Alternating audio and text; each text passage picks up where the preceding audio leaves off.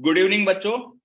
Business valuation and management, ये subject के अंदर हमने मर्जर एंड एक्विजिशन ये टॉपिक स्टार्ट किया है। आज सेकंड लेक्चर है। प्रीवियस लेक्चर के अंदर मैंने आपको बीबीएम जो सब्जेक्ट है उसका इंट्रोडक्शन दिया था और मर्जर एंड एक्विजिशन का भी ब्रीफ इंट्रोडक्शन दिया था। बच्चों, सब्जेक्ट को प्रॉपरली समझिए, बिजनेस वैल्यूएशन एंड मैनेजमेंट। ठीक है, तो यहाँ पे हम जो मैनेजरियल एस्पेक्ट है वही डिस्कस करेंगे। प्रीवियस लेक्चर के अंदर मैंने आपको क्लैरिफाई किया था कि आपने ग्रेजुएशन के अंदर जो अमालगमेशन अकाउंट्स में लर्न किया है, अकाउंटिंग स्टैंडर्ड 14 जो आपने लर्न किया है, अकाउंटिंग स्टैंडर्ड 14 में जो क्लासिफिकेशन है amalgamation in the nature of merger, amalgamation in the nature of purchase, उसका अकाउंटिंग ट्रीटमेंट आपने जो लर्न किया हुआ है परचेसिंग कंपनी के बुक्स में, सेलिंग कंपनी के बुक्स में, वो सब यहाँ पे रिलेवेंट नहीं है। We are not concern with accounting aspect of amalgamation, merger, acquisition. We are concern about managerial aspect of amalgamation, merger and acquisition. Managerial aspect का मीनिंग क्या होगा कि अगर दो कंपनीज के बीच में मर्जर होता है या तो एक एग्जिस्टिंग कंपनी दूसरे एग्जिस्टिंग कंपनी को टेक ओवर करती है तो परचेस कंसीडरेशन क्या होना चाहिए। ठीक है, और वो परचेस कंसीडरेशन का मर्ज एंटिटी दैट मींस जो एंटिटी परचेसिंग कंपनी है वो, ठीक है, मर्जर का परचेसिंग कंपनी के अर्निंग्स के ऊपर, उसके मार्केट वैल्यू ऑफ शेयर्स के ऊपर क्या इफेक्ट आता है। ठीक है, वो सब हमें डिस्कस करना है। ठीक है, मैंने आपको इंट्रोडक्शन लिखाया था, उसी को आगे हम कंटिन्यू करते हैं। ठीक है, मर्जर एंड एक्विजिशन का जो प्राइम फोकस होता है, जो सोर्स ऑफ मोटिवेशन होता है, उसे हम सिनर्जी कहते हैं। ठीक है, लिखे न्यू पॉइंट उसके अंदर सिनर्जी। नोटबुक ओपन कीजिए बच्चों, synergy.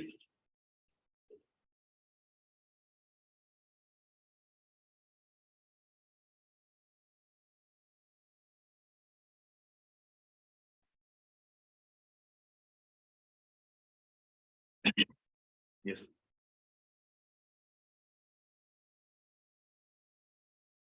The concept of merger and acquisition. एक सेकंड लिखिए मत, ठीक है, मैं पहले कुछ एक्सप्लेन कर देता हूं, उसके बाद लिखने के लिए कहूंगा। हेडिंग लिख दीजिए सर, सिर्फ सिनर्जी। ठीक है, the concept of merger and acquisition is based on the concept of synergy. Synergy का सिंपल मीनिंग क्या होता है? Whole is greater than parts. Past में एक गाना आया था अमिताभ बच्चन का, 2 और 2 5 करके दिखा दे, समझ में आया? अब हम अकाउंट्स के स्टूडेंट हैं, नंबर्स जानते हैं, 2 और 2 5 कभी नहीं होता। ठीक है, बट सिनर्जी वही चीज एक्सप्लेन करता है, 2 + 2 = मोर देन 4। समझ में आया? That means whole is greater than parts. तो उसको हम प्रैक्टिकली समझते हैं। मान लीजिएगा कि पेप्सी सॉफ्ट ड्रिंक बिजनेस के अंदर है, वेल नोन ब्रांड है, एस्टैब्लिश बिजनेस है, उसका परफेक्ट कॉम्पिटिटर आप किसे कंसिडर करते हैं? कोका कोला को। ठीक है, अब आप टेलीविजन देखते हैं तो एक चीज आपने नोटिस किया होगा कि पेप्सी बेस्ड सॉफ्ट ड्रिंक है, उसके लिए वो ह्यूज अमाउंट एक्सपेंडिचर के फॉर्म में स्पेंड करती है। Coca Cola based soft drink है, ये प्रूव करने के लिए कोका कोला भी huge amount of expenditure spend करता है एडवर्टाइजमेंट के ऊपर। ठीक है, अब ये जो 2 परफेक्ट कॉम्पिटिटर्स है, वो 2 परफेक्ट कॉम्पिटिटर्स अगर मिल जाते हैं तो पूरा मार्केट उन लोगों का हो जाएगा। यस, अब दोनों मिल गए, मान लीजिएगा कि पेप्सी एंड कोका कोला दोनों मिल गए, तो पूरा मार्केट शेयर है वो उनके पास चला जाएगा। तो अब उन्हें एडवर्टाइज करने का जरूरत नहीं पड़ेगा, उन्हें ये दिखाना नहीं पड़ेगा कि पेप्सी आप पीजिए वो बेस्ट है, आप कोका कोला पीजिए ये बेस्ट है, ये प्रूव करने का जरूरत नहीं पड़ेगा। ठीक है, शायद मार्केट में टिके रहने के लिए वो एडवर्टाइजमेंट करेंगे, बट एट प्रेजेंट जो एडवर्टाइजमेंट कॉस्ट वो इंकर करते हैं उसका बहुत लिमिटेड पोर्शन, ठीक है, वो यूज करेंगे। ठीक है, आप ये एजम्पशन कीजिए कि सपोज पेप्सी है, उसका सालाना प्रॉफिट 1000 करोड़ आता है, profit after tax, that means net profit उसका 1000 करोड़ आता है। जो कोका कोला है, मान लीजिएगा कि वो उससे पुराना ब्रांड है और वर्ल्ड वाइड वो भी फैला हुआ है, उसका 1500 करोड़ आता है। ठीक है, तो पेप्सी का ध्यान से देखिए, यहां पे मैं लिखता हूं पेप्सी, उसका नेट प्रॉफिट सपोज 1000 करोड़ है और कोका कोला है, उसका मान लीजिएगा कि 1500 करोड़ है। अब सपोज पेप्सी ने एडवर्टाइजमेंट एक्सपेंडिचर इनकर किया है अराउंड 300 करोड़ का, और इसने एडवर्टाइजमेंट एक्सपेंडिचर इनकर किया है 450 करोड़ का। ठीक है, तो ये एडवर्टाइजमेंट एक्सपेंडिचर के बाद, ध्यान से सुनिएगा, ये एडवर्टाइजमेंट कॉस्ट कंसीडर करने के बाद उन लोगों का ये प्रॉफिट आ रहा है। अब पेप्सी एट प्रेजेंट इंडिपेंडेंट है, Coca Cola at present independent है, बट अगर ये दोनों मर्ज हो जाते हैं और एक एंटिटी में कन्वर्ट हो जाते हैं तो उन्हें इतना हेवी एडवर्टाइजमेंट एक्सपेंडिचर इनकर करने का जरूरत नहीं पड़ेगा। तो एट प्रेजेंट जो कॉस्ट वो इनकर कर रहे हैं वो कॉस्ट का सेविंग हो जाएगा। यस, तो अगर ये दोनों एंटिटी मिल जाती है तो दोनों एंटिटी का नेट प्रॉफिट कितना है? दोनों एंटिटी का नेट प्रॉफिट अगर हम सिंपल एडिशन करते हैं तो एट प्रेजेंट 2500 करोड़ है। बट अगर ये दोनों कंपनी मिल जाएगी तो उसके बाद जो उनका कंबाइंड प्रॉफिट आएगा वो 2500 करोड़ से ज्यादा जाएगा। ठीक है, क्यों 2500 करोड़ से ज्यादा जाएगा? तो सबसे पहला जो उनका इंटर कॉम्पिटिशन है वो खत्म हो जाएगा। एक दूसरे से बेटर प्रूव करने के लिए वो जो हैवी एडवर्टाइजमेंट कॉस्ट इनकर करते हैं वो एलिमिनेट कर देंगे। अगेन, जब दो परफेक्ट कॉम्पिटिटर्स मार्केट में एक हो जाएंगे तो उनका जो बार्गेनिंग पावर है उनके सप्लायर के सामने वो बढ़ जाएगा। यानी वो रॉ मटेरियल जिसके पास से परचेस करते हैं उसके साथ अब वो बार्गेनिंग कर सकते हैं कि आप हमें पहले से कम रेट के अंदर मटेरियल सप्लाई कीजिए, क्योंकि अब जो मटेरियल सप्लाई आप करोगे उसका वॉल्यूम बढ़ जाएगा। अगेन, वो अगर फाइनेंसिंग अरेंजमेंट करना चाहते हैं, ठीक है, तो फाइनेंसिंग अरेंजमेंट के लिए उनका बार्गेनिंग पावर बढ़ जाएगा। अब वो दोनों कंपनी मर्ज हो गई है तो उनका टर्नओवर बढ़ गया है, उनका प्रॉफिटेबिलिटी बढ़ गया है, मैनेजरियल एफिशिएंसी बढ़ गई है, प्रोडक्टिविटी बढ़ गई है, रिसर्च एंड डेवलपमेंट है वो भी बढ़ गया है। तो अब उन लोगों का बार्गेनिंग पावर भी बढ़ जाएगा। अब वो बैंक को कह सकता है कि अगर आपको हमें फाइनेंस करना है, ठीक है, तो आप हमें कम रेट पे फाइनेंस कीजिए। अगेन, वो जो एजेंसीज है जिनको वो पहले कमीशन देती थी, पेप्सी वाला क्या करता था, मान लीजिएगा कि जो एजेंसी है, होलसेलर है, उसको 15% देता था, ठीक है, कोका कोला वाला 20% देता था। अब वहां पे भी उनका बार्गेनिंग होगा कि भाई पहले तो क्या था, जो कोका कोला वाला था वो 5% ज्यादा क्यों देता था, क्योंकि वो एडिशनल एफर्ट्स करे उसकी प्रोडक्ट को सेल आउट करने के लिए, ज्यादा मार्केट कैप्चर करने के लिए। बट अब उन लोगों का नेगोशिएशन वहां पे भी होगा कि भाई अब हम दोनों एक हो गए हैं, मैं तेरे को 12% से ज्यादा नहीं दूंगा। समझ में आया?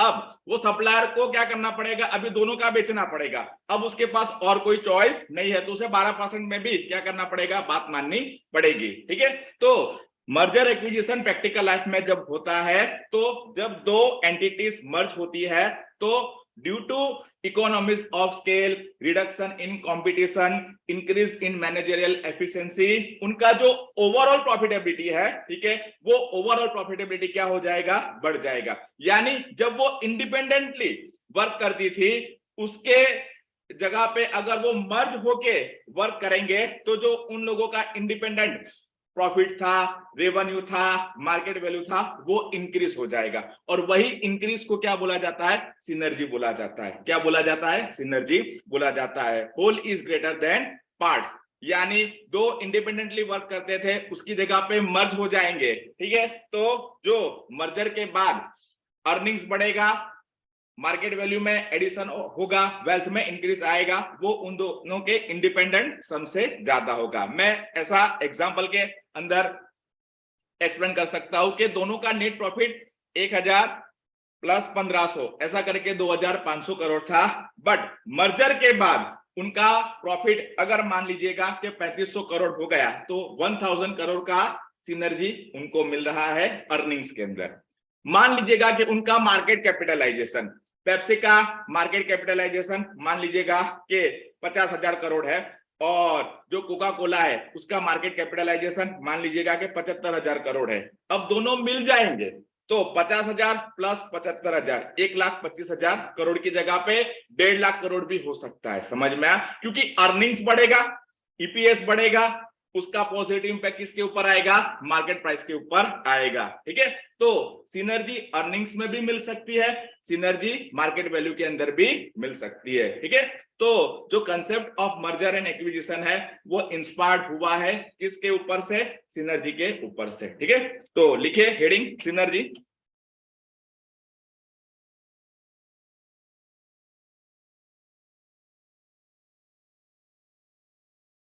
देखिए उसमें the concept of merger and acquisition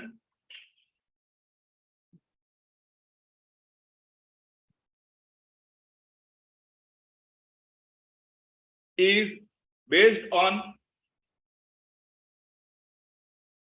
the concept of merger and acquisition is based on the concept of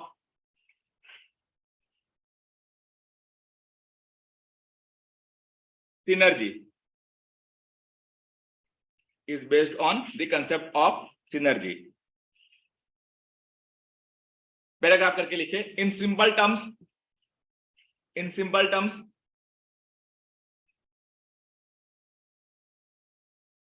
comma synergy means the whole is greater than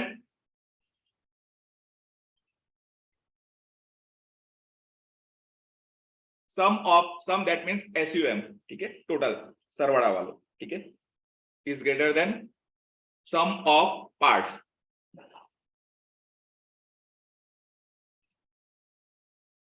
कुछ लोग उसको अदर फॉर्म में एक्सप्लेन करते हैं, A plus B is greater than C. समझ में आया? But ऐसा समझना थोड़ा डिफिकल्ट होता है। मैं सिंपल कह देता हूं कि 10 और 5 15 का जो अमाउंट आता है उससे ज्यादा आपको रियलाइजेशन मिलेगा अर्निंग्स के अंदर और एडिशन मिलेगा वेल्थ के अंदर, उसी को सिनर्जी बोला जाता है। Whole is greater than sum of parts. ठीक है, आगे लिखिए पैराग्राफ करके व्हेन टू फॉर्म मर्ज। एक मिनट भाई, ये एक पैराग्राफ है, उसके बाद नया पॉइंट से आप लिखना स्टार्ट कीजिएगा। ठीक है, 2 पेज छोड़ दीजिएगा, उसके बाद लिखिएगा। ठीक है, ओके लिखिए। अब आप जो बाकी के हैं वो कंटिन्यू कीजिए। When two form merge, when two firms merge then THEN then on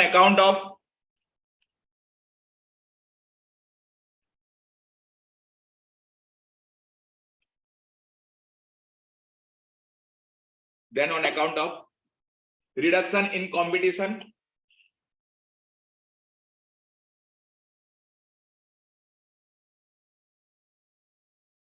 comma increase in managerial efficiency,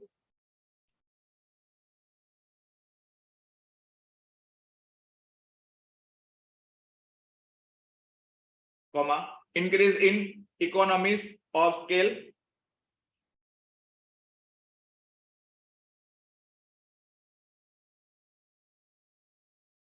comma reduction in cost,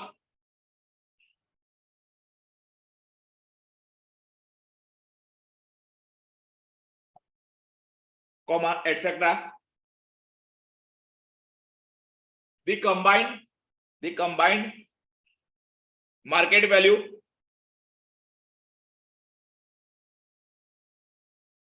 of merged entity, the combined market value of merged MERGED merged entity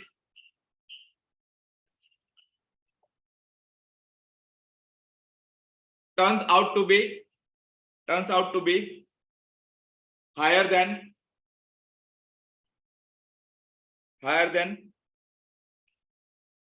the sum of SUM, the sum of independent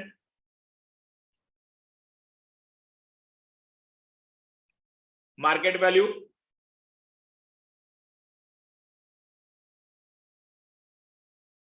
of firms prior to merger. prior to merger. अब बच्चों ध्यान से सुनिएगा, देखिए synergy का मैं यहां पे फॉर्मूला के फॉर्म में मीनिंग लिखता हूं. Synergy is equal to market value of combined entity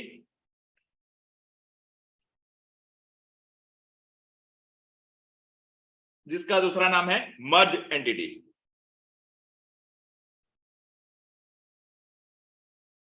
suppose A limited एक इंडिपेंडेंट कंपनी है, बी लिमिटेड वो भी इंडिपेंडेंट कंपनी है, और ए लिमिटेड और बी लिमिटेड मर्ज हो जाते हैं और एक नई एंटिटी बनाते हैं ए बी लिमिटेड. तो ए बी लिमिटेड को क्या बोला जाएगा? मर्ज एंटिटी या तो कंबाइंड एंटिटी. ठीक है, तो सिनर्जी का मीनिंग क्या होता है, ध्यान से देखिएगा. Market value of combined entity और merge entity minus pre merger market value of,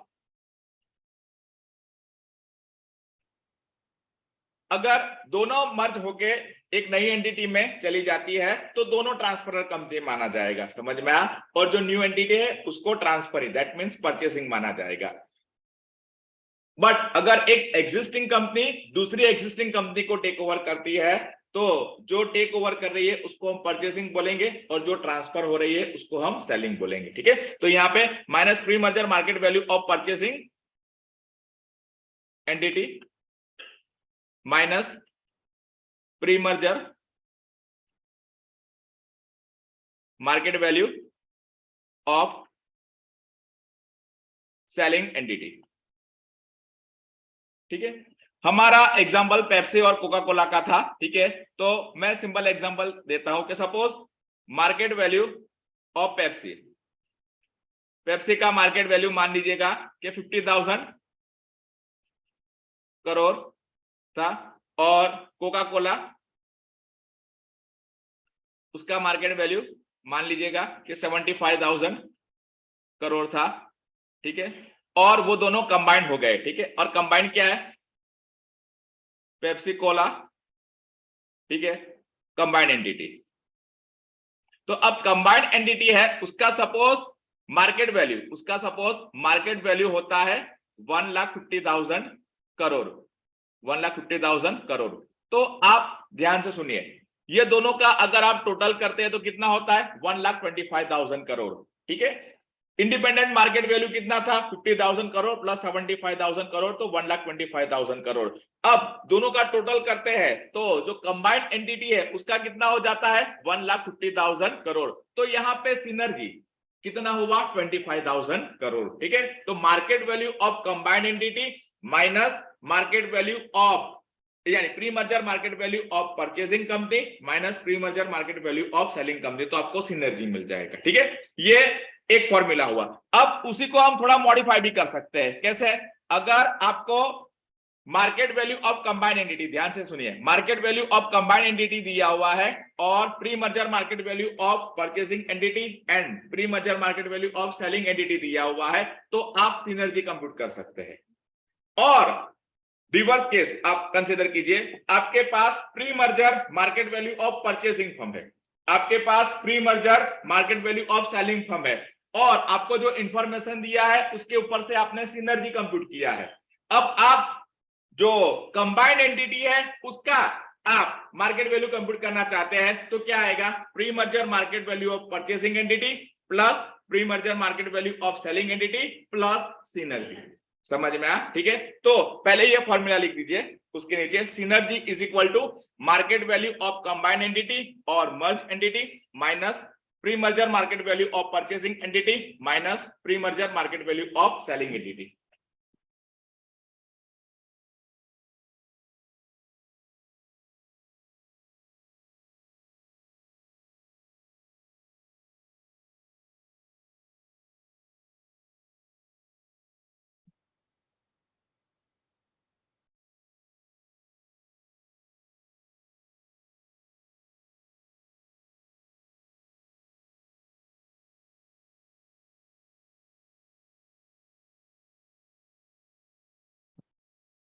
synergy is equal to market value of combined entity minus pre-merger market value of purchasing entity minus pre-merger market value of selling entity. लिख दिया?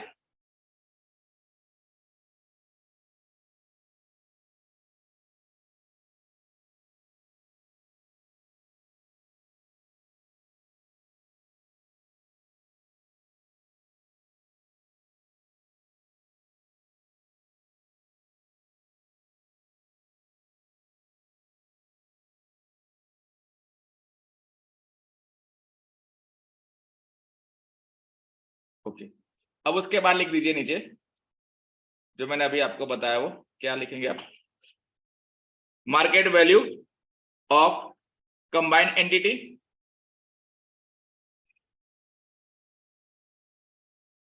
Is equal to pre merger market value of purchasing entity plus pre-merger market value of selling entity plus synergy plus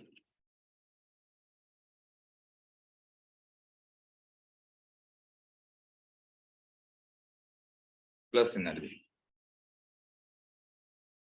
plus pre-merger market value of purchasing entity plus pre-merger market value of selling entity plus synergy is equal to market value of combined entity. ठीक है? Yes. अब उसके बाद नया topic लिखिए, आप 2 page छोड़ के लिखिए. New point,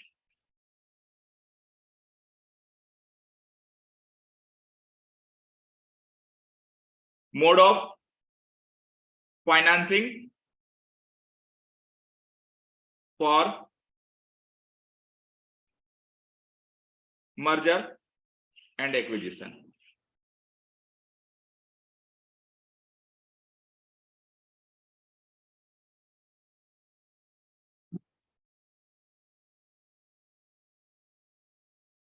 Mode of financing for merger and acquisition.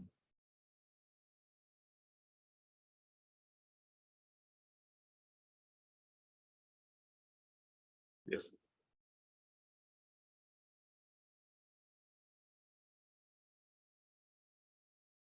बच्चों, जब भी मर्जर एंड एक्विजिशन होता है तो उसका कुछ फंडामेंटल्स आप अच्छी तरह से जानते हैं कि मर्जर एंड एक्विजिशन में जो परचेसिंग एंटिटी होता है उसे सेलिंग एंटिटी के जो भी शेयर होल्डर्स होते हैं उसे परचेस कंसिडरेशन चुकाना पड़ता है. ठीक है, ये रिकॉग्नाइज कंसेप्ट है कि जो बायर होता है उसे सेलर को क्या चुकाना पड़ता है?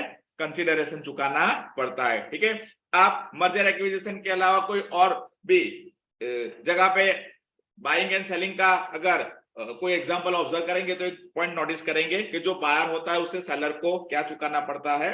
कंसिडरेशन चुकाना पड़ता है.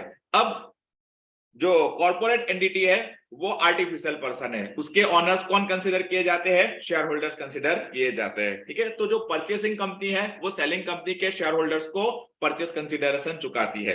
अब वो परचेस कंसीडरेशन कैश में भी चुकाया जा सकता है और वो परचेस कंसीडरेशन शेयर्स के फॉर्म में भी चुकाया जा सकता है. ठीक है, मेजोरिटी केसेस के अंदर जो परचेस कंसीडरेशन चुकाया जाता है in the form of shares चुकाया जाता है, कैश का फॉर्म यूटिलाइज नहीं होता. ठीक है, दोनों का कॉम्बिनेशन कई जगह पे यूज होता है कि शेयर्स भी इश्यू किया जाता है और कुछ अमाउंट कैश भी दिया जाता है. ठीक है, शेयर होल्डर्स को मोटिवेट करने के लिए. बट मेजोरिटी केसेस के अंदर जो मर्जर एंड एक्विजिशन है वो शेयर्स के फॉर्म में क्या किया जाता है? सेटल किया जाता है.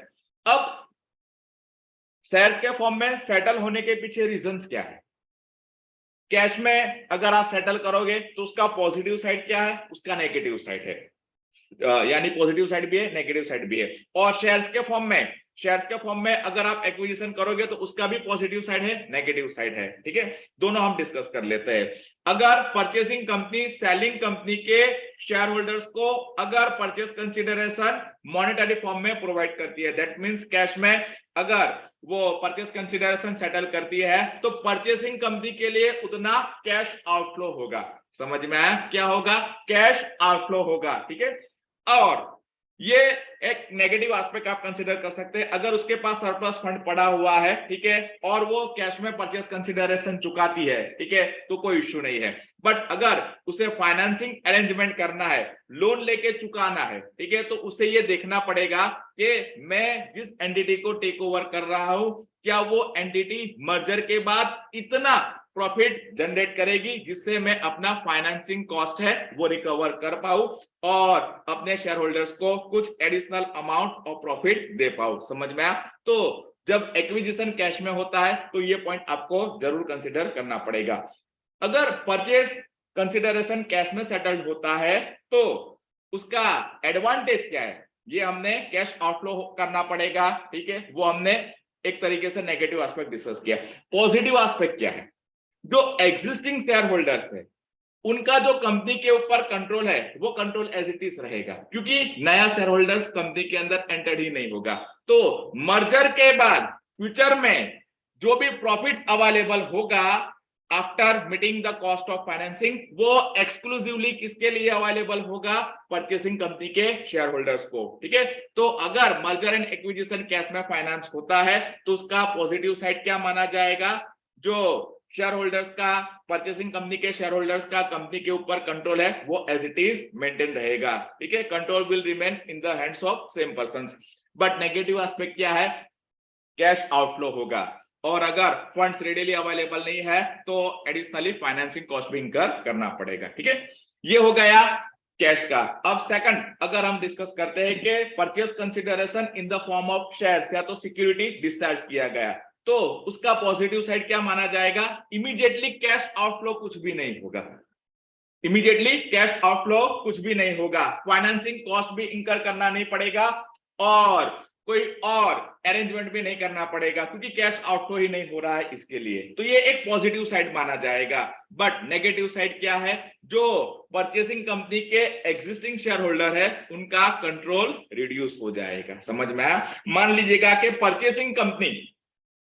परचेसिंग कंपनी है, उसके जो ओरिजिनल शेयर होल्डर्स है उसको कंपनी ने 5 लाख शेयर इश्यू किया है और वो सेलिंग कंपनी को एक्वायर कर रही है और सेलिंग कंपनी के शेयर होल्डर्स को नए 2,50,000 शेयर इश्यू कर रही है। ठीक है, तो ऑलरेडी कंपनी ने पहले 5 लाख शेयर इश्यू कर दिए हैं। किसको? ओरिजिनल शेयर होल्डर्स को। अब नए शेयर होल्डर्स को वो 2,50,000 शेयर नए इश्यू कर रही है। तो जो मर्जर के बाद वाला एंटिटी है उसका टोटल नंबर ऑफ शेयर्स कितना हो जाएगा? 7.5 लाख शेयर्स हो जाएगा। ठीक है, और अब आप कंट्रोलिंग इफेक्ट देखोगे तो जो ओरिजिनल शेयर होल्डर्स थे परचेसिंग कंपनी के, उसका कंट्रोल कितना रहेगा? तो 5 lakh shares divided by 7.5 lakh shares, that means 2/3 portion 66.67% उनके हाथों में कंट्रोल रहेगा। और जो सेलिंग कंपनी के शेयर होल्डर्स है उनके हाथों में न्यू एंटिटी का कितना कंट्रोल रहेगा? तो 2,50,000 shares divided by 7,50,000 shares, that means 1/3 या तो 33.33%। ठीक है, तो अगर मर्जर एंड एक्विजिशन शेयर्स में फाइनेंस होता है तो उसका पॉजिटिव साइड क्या है? इमीडिएट कैश आउटफ्लो नहीं होगा। बट उसका नेगेटिव साइड क्या है? Reduction in control of share holders जरूर होगा। ठीक है, तो ये पॉजिटिव नेगेटिव साइड दोनों है। मेजोरिटी केसेस में फाइनेंस शेयर्स के थ्रू ही होता है। समझ में आया? ठीक है, लिखिए उसके अंदर merger and acquisition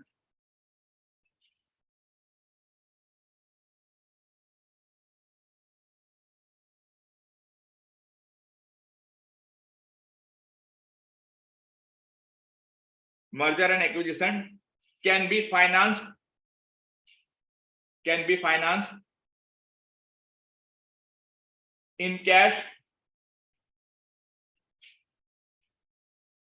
or by issuing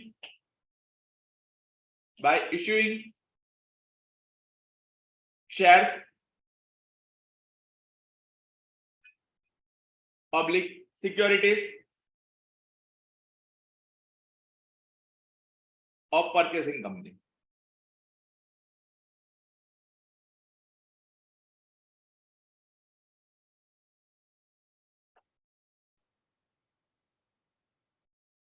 देखिए पैराग्राफ करके एक्विजिशन ऑफ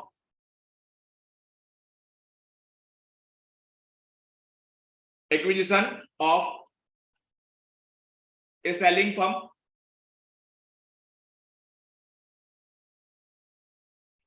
ब्रैकेट में उसका दूसरा नाम लिख दीजिएगा टारगेट फर्म। टारगेट यानी जिस कंपनी को हम एक्वायर करना चाहते हैं, ठीक है, उसे हम टारगेट फर्म कहेंगे। ठीक है, क्या लिखा आपने? Acquisition of A selling firm bye issue of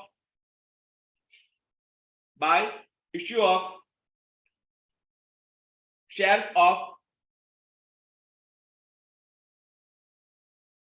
a purchasing firm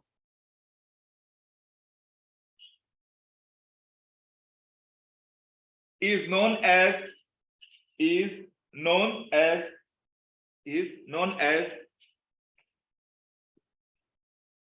acquisition on, ऐसा इन्वर्टेड कोमा में लिखेगा,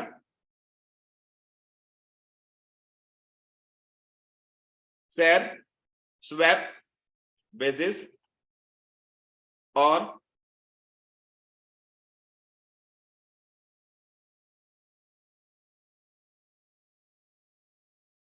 शेयर एक्सचेंज बेसिस। ये दोनों का मीनिंग सेम होता है, शेयर स्वैप बेसिस। स्वैप का मीनिंग एक्सचेंज ही होता है। स्वैप का मीनिंग क्या होता है? एक्सचेंज ही होता है। मेरे पास जो चीज है वो मैं आपको दे दूं और आपकी चीज मैं अपने पास ले लूं, तो उसे क्या बोला जाता है? स्वैप बोला जाता है। ठीक है, एक्सचेंज। और एक फॉर्मूला लिख दीजिएगा, शेयर एक्सचेंज रेशियो। सबसे इंपॉर्टेंट बच्चों, हर एक एग्जांपल के अंदर ये फॉर्मूला अप्लाई किया जाएगा। ठीक है, शेयर एक्सचेंज रेशियो। अब शेयर एक्सचेंज रेशियो का मीनिंग क्या होगा? बच्चों मैंने आपको समझाया कि बीवीएम के अंदर, मर्जर एंड एक्विजिशन के अंदर हम मैनेजरियल एस्पेक्ट डिस्कस करेंगे, यानी परचेसिंग फर्म सेलिंग कंपनी के शेयर होल्डर्स को कितना शेयर इश्यू करें। अब उसके लिए बेस तो लेना पड़ेगा। यस, तो वो बेस क्या ले सकती है? वो बेस क्या ले सकती है? सेलिंग कंपनी के अर्निंग्स को फोकस कर सकती है, उसके मार्केट वैल्यू ऑफ शेयर्स को फोकस कर सकती है, उसके बुक वैल्यू ऑफ शेयर्स को फोकस कर सकती है, उसकी नेट एसेट वैल्यू पर शेयर को फोकस कर सकती है। Number of alternatives are there. समझ में आया? जो नेगोशिएशन होगा परचेसिंग फर्म और सेलिंग फर्म के मैनेजमेंट के बीच में, उसके बेस पे शेयर एक्सचेंज रेशियो फाइनलाइज किया जाएगा।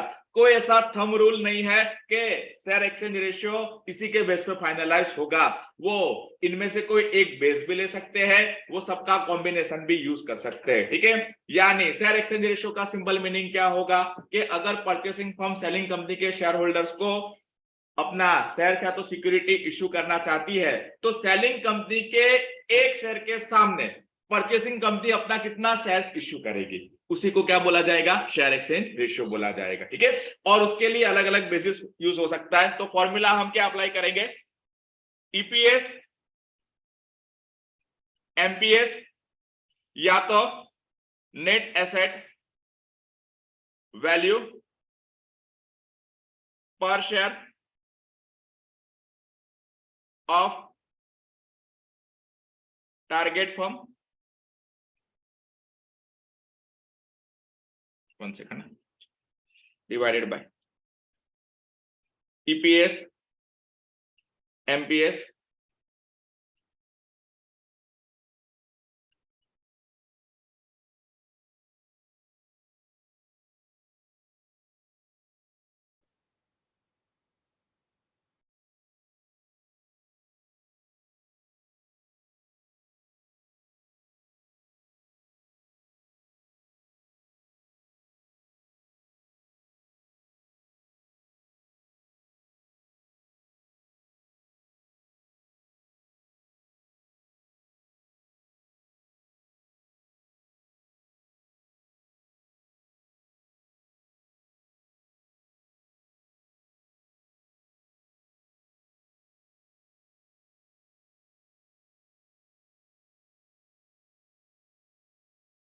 इसके बाद और एक लास्ट कंसेप्ट है, उसके बाद हम प्रैक्टिकल प्रॉब्लम्स को डिस्कस करेंगे, ठीक है।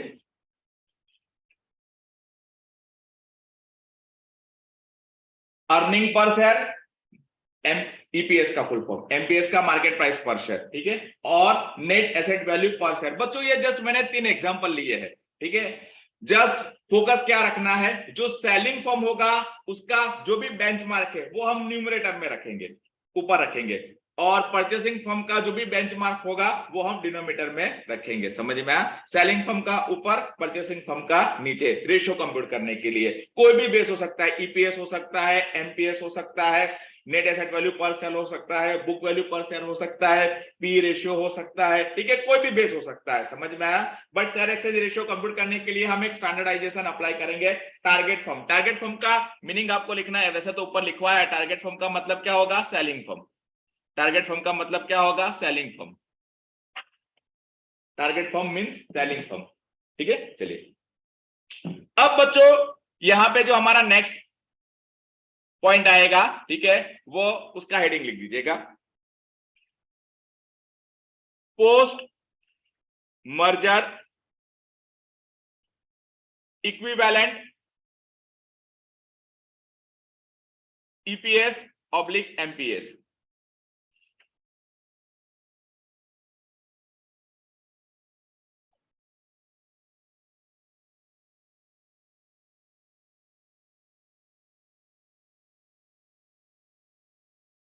अब बच्चों लिखेगा मत, मैं आपको समझा रहा हूं एग्जांपल के थ्रू।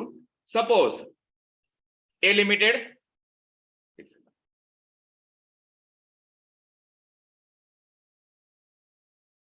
ए लिमिटेड मान लीजिएगा कि परचेसिंग फर्म है, और बी लिमिटेड मान लीजिएगा कि सेलिंग फर्म है। अब मैं यहां पे लिख रहा हूं pre merger and post merger,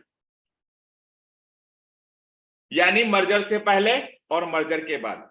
A limited existing company है, बी लिमिटेड है वो एग्जिस्टिंग कंपनी थी मर्जर से पहले, बट बी लिमिटेड को ए लिमिटेड ने टेक ओवर कर लिया, ठीक है। अब मान लीजिएगा कि ए लिमिटेड का, बच्चों ए लिमिटेड का ईपीएस मर्जर से पहले 10 रुपया था, और एमपीएस उसका मान लीजिएगा कि 500 रुपया था।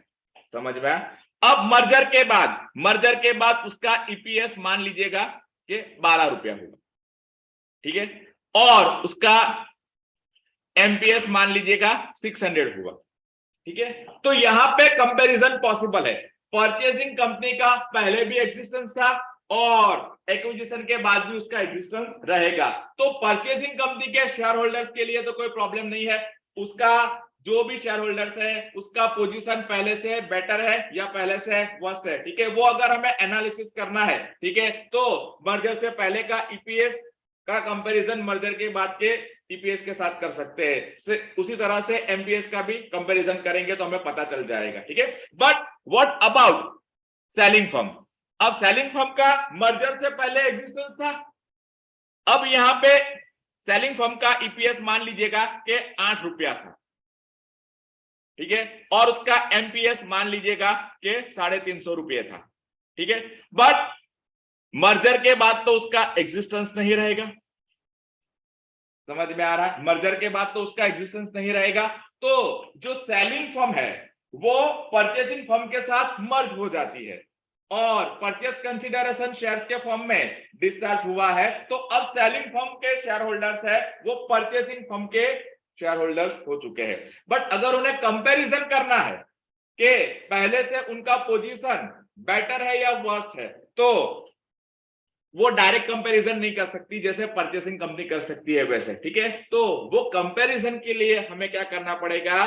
पोस्ट मर्जर इक्विवेलेंट ईपीएस या तो post merger equivalent MPS compute करना पड़ेगा सेलिंग कंपनी के शेयर होल्डर्स के लिए। समझ में? इक्विवेलेंट वर्ड हम क्यों यूज करते हैं? क्योंकि सेलिंग कंपनी का मर्जर के बाद एग्जिस्टेंस नहीं रहता, तो अगर उसके शेयर होल्डर्स के का जो भी अर्निंग्स है, वेल्थ है, उसका हमें एनालिसिस करना है, ठीक है, तो हमें क्या करना पड़ेगा?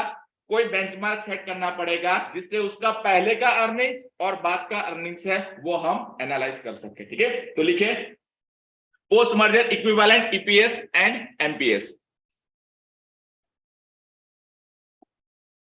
लिखिए पैराग्राफ में, पैराग्राफ करके, after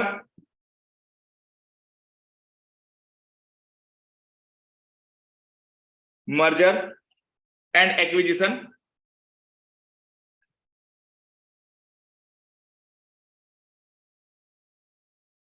comma, the selling firm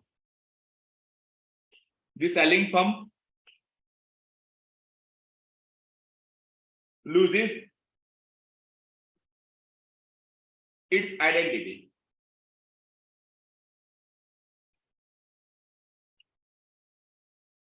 Full stop.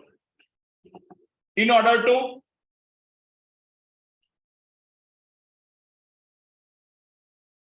to identify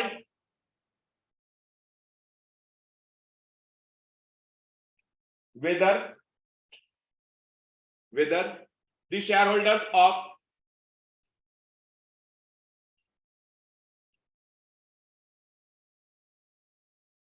selling firm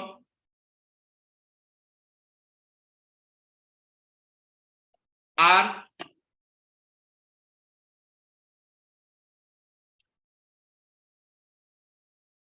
better off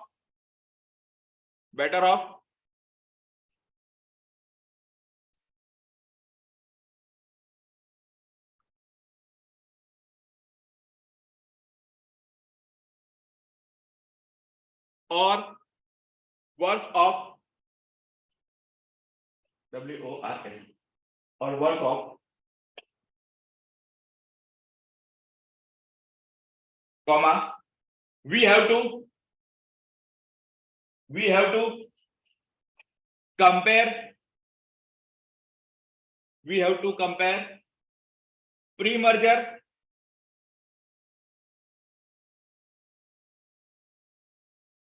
EPS oblique MPS of selling firm with the post-merger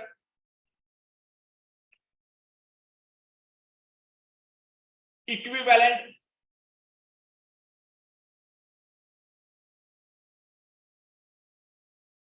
EPS oblique MPS। ठीक है, अब पैराग्राफ करके लिखिए फॉर्मूला।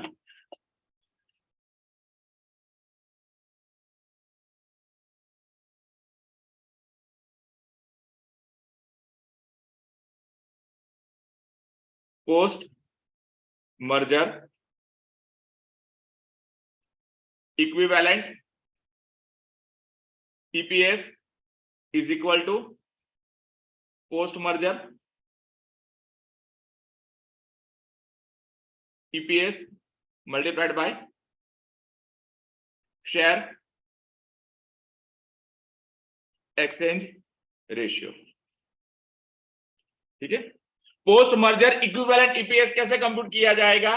तो जो पोस्ट मर्जर एंटिटी है उसका हमने जो ईपीएस कंप्यूट किया हुआ है उसके ऊपर शेयर एक्सचेंज रेशियो अप्लाई करेंगे तो क्या मिल जाएगा? Post merger equivalent EPS. यानी पोस्ट मर्जर ईपीएस के ऊपर हम शेयर एक्सचेंज रेशियो अप्लाई करेंगे तो पोस्ट मर्जर इक्विवेलेंट ईपीएस मिल जाएगा।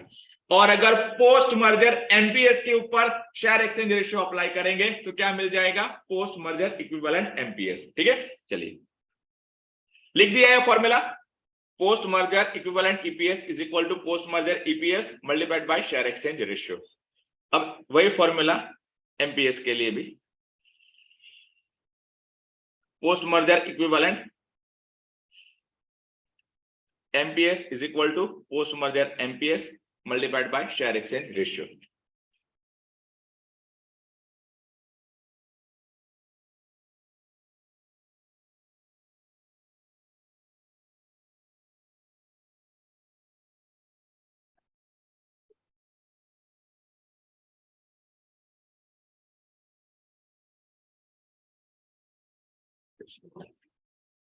अब बच्चों मैं आपको एक कंसेप्ट प्रॉब्लम लिखाता हूं और वो कंसेप्ट प्रॉब्लम के ऊपर से हम ये जो कॉम्प्यूटेशनल कंसेप्ट है यानी थियोरेटिकल कंसेप्ट है उसको अच्छे से समझेंगे और जो दो इंटर रिलेटेड कंसेप्ट है वो भी मैं उसी एग्जांपल के थ्रू आपको एक्सप्लेन करूंगा। पहले एक बेसिक एग्जांपल कंसेप्ट प्रॉब्लम में 3 आएगा, ठीक है। उसके बाद हम स्टडी मटेरियल के जितने भी प्रॉब्लम्स है वो डिस्कस करेंगे, ठीक है। लिखिए, और जब मेरा नेक्स्ट लेक्चर आएगा नेक्स्ट वीक के अंदर तो मैं उसका आपको पैम्पलेट दे दूंगा, ठीक है। क्योंकि जो ओल्ड बैच न्यू बैच दोनों का स्टडी मटेरियल अलग अलग है, एग्जांपल्स कुछ यहाँ पे अलग है कुछ यहाँ पे अलग है, तो हम एक कंबाइंड मटेरियल बना देंगे, ठीक है। और वो काफी डिटेल में होगा, दोनों का जो भी सिलेबस है वो भी कवर कर लेगा और एडिशनल सम भी मैं प्रैक्टिस के लिए करवाऊंगा, ठीक है। लिखिए, example practical problem.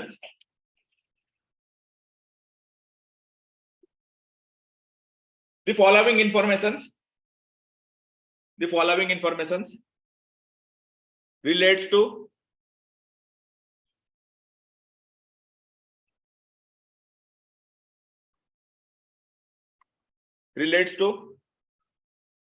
purchasing from P Limited, purchase का पहला अल्फाबेट क्या है? P, इसके लिए हमने परचेसिंग फ्रॉम P लिमिटेड लिखा। And selling from S limited,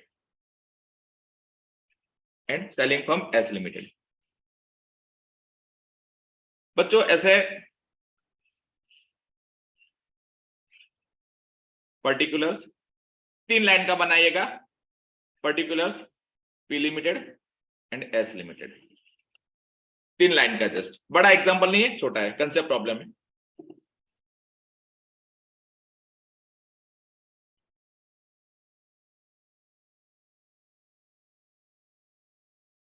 लिखिए, उसमें सबसे पहले लिखिए प्रॉफिट्स आफ्टर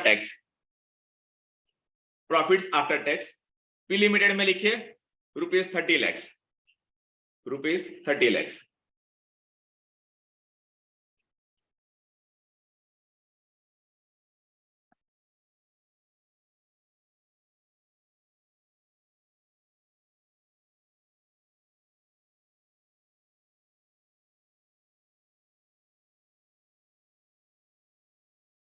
आगे लिखिए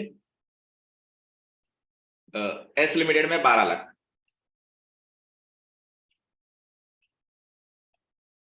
उसके बाद लिखिए नेक्स्ट इक्विटी शेयर कैपिटल।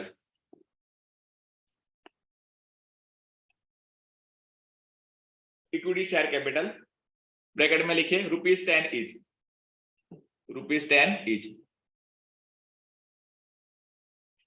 पहले में 50 लाख, सेकंड में ये भी रुपीस में ही है, ₹50 लाख पहले में, सेकंड में ₹30 lakh.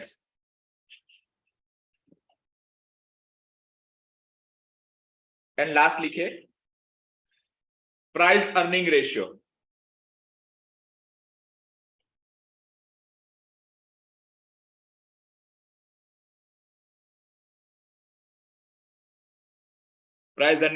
That means P ratio. पहले में लिखिए 10 टाइम्स, दूसरे में लिखिए 8 times.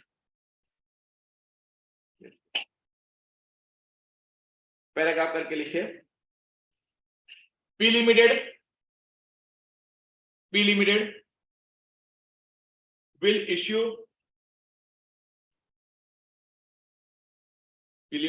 issue its one share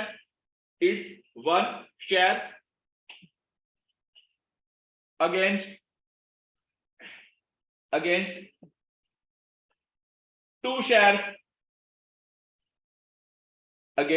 2 shares of S limited. Purchasing company अपना 1 शेयर देगी सेलिंग कंपनी के 2 शेयर्स के सामने। तो आप आइडेंटिफाई कर सकते हैं कि परचेसिंग कंपनी को सेलिंग कंपनी के शेयर होल्डर्स को कितने शेयर्स इश्यू करने हैं। देखिए यहाँ पे सेलिंग कंपनी का पेड अप शेयर कैपिटल कितना दिया है? 30 लाख ऑफ ₹10 ईच, यानी 3 लाख इक्विटी शेयर्स हुए, डिवाइड बाय 2 करेंगे तो 1,50,000 शेयर्स आएगा। यानी purchasing from P limited selling company के शेयर होल्डर्स को टोटल 1,50,000 शेयर इश्यू करेंगे। ठीक है, ब्रैकेट में लिखिए, ये जो आपने लिखा ना उसके ब्रैकेट में लिखिए, that is share exchange ratio, that is share exchange ratio is 1:2, 1:2। समझ में? जो पहला होगा वो परचेसिंग फर्म का बेंचमार्क होगा और जो सेकंड होगा वो सेलिंग फर्म का। अगर शेयर एक्सचेंज रेशियो 1:2 ऐसा लिखा हुआ है तो परचेसिंग कंपनी अपना एक शेयर देगी सेलिंग कंपनी के 2 शेयर्स के सामने। अगर 2:5 लिखा हुआ है तो परचेसिंग फर्म अपना 2 शेयर इश्यू करेगी सेलिंग फर्म के 5 शेयर के अगेंस्ट में। समझ में? तो ये एक इंटरप्रिटेशन का तरीका है, इसके लिए मैंने लिखा है। ठीक है, पैराग्राफ करके लिखिए, you are required to compute, you are required to compute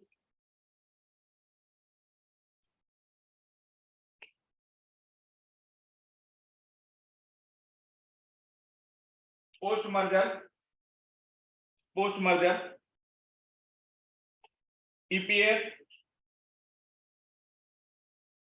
as well as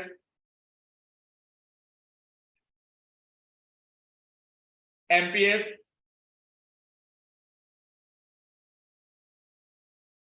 of P Limited, of P Limited, full stop। आगे लिखे, post merger PE ratio, post merger PE ratio यानी price earning ratio, post merger PE ratio of P limited, of P Limited will remain same, full stop। paragraph, also show SHOW, also show the impact of merger on the earnings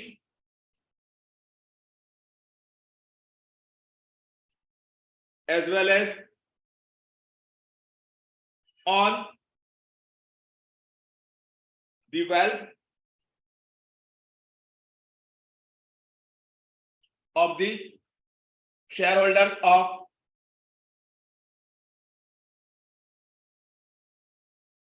P Limited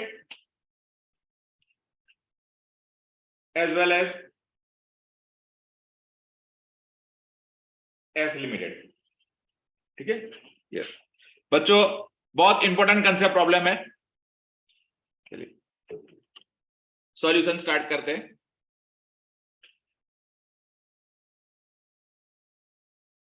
yes बच्चों, सबसे पहले देखो आपको क्या पूछने के लिए बोला है, यानी क्या ढूंढने के लिए बोला है, पोस्ट मर्जर ईपीएस। सबसे पहले इंफॉर्मेशन पढ़ेंगे। इंफॉर्मेशन 2 कंपनी का दिया हुआ है, परचेसिंग फर्म पी लिमिटेड है, सेलिंग फर्म एस लिमिटेड है। दोनों का 3 इंफॉर्मेशन आपको दिया हुआ है। कौन कौन सा इंफॉर्मेशन दिया हुआ है? तो प्रॉफिट आफ्टर टैक्स, उसके बाद paid up equity share capital और उसके बाद प्राइस अर्निंग रेशियो। उसके बाद आपको शेयर एक्सचेंज रेशियो दिया हुआ है कि परचेसिंग फर्म पी लिमिटेड है वो सेलिंग फर्म एस लिमिटेड को एक्वायर करती है और एक्विजिशन के लिए परचेसिंग फर्म अपना 1 शेयर इश्यू करती है against 2 shares of selling firm. ठीक है, उसके बाद आपको पोस्ट मर्जर ईपीएस कंप्यूट करने के लिए बोला है, पोस्ट मर्जर एमपीएस कंप्यूट करने के लिए बोला है, और मर्जर का इंपैक्ट क्या आएगा परचेसिंग फर्म के शेयर होल्डर्स के अर्निंग्स एंड वेल्थ के ऊपर एंड सेलिंग फर्म के शेयर होल्डर्स के अर्निंग्स एंड वेल्थ के ऊपर। तो ऑलमोस्ट हर एक कंसेप्ट यहाँ पे डिस्कस हो जाएगा। ठीक है बच्चों, एग्जिस्टिंग जो इंफॉर्मेशन दिया हुआ है क्या उसके ऊपर से आप market price per share compute कर सकते हैं P limited and S limited का? यस, बता दीजिए कितना आएगा।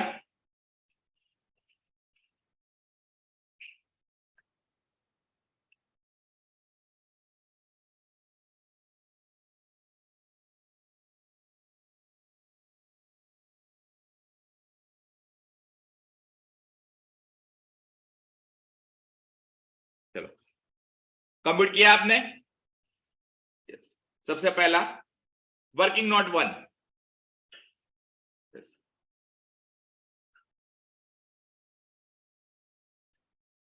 बच्चों वर्किंग नोट 1 हेडिंग लिखिए,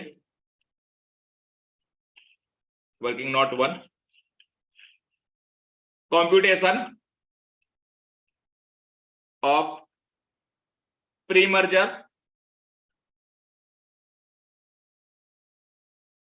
earning per share and market price per share of P limited and S limited.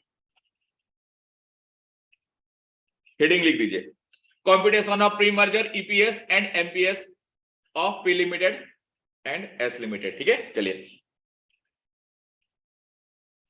Again columns बनाते हैं, पर्टिकुलर्स,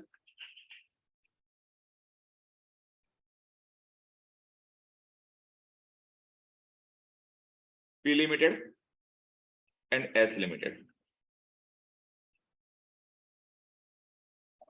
यस, अब ध्यान से सुनिए, एग्जांपल के अंदर आपको प्रॉफिट्स आफ्टर टैक्स दिया है, paid up equity share capital दिया है, पी रेशियो दिया हुआ है।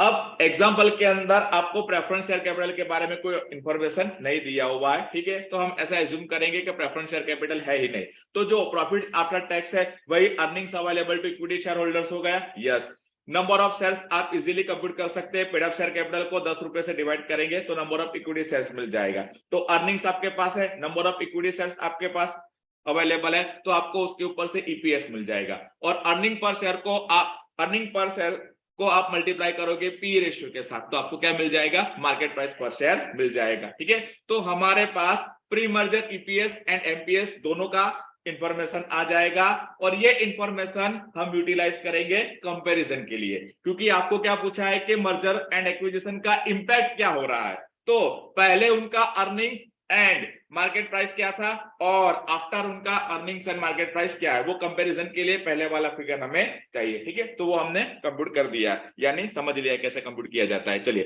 कंप्यूट कर लेते हैं। First, earnings available to equity share holders,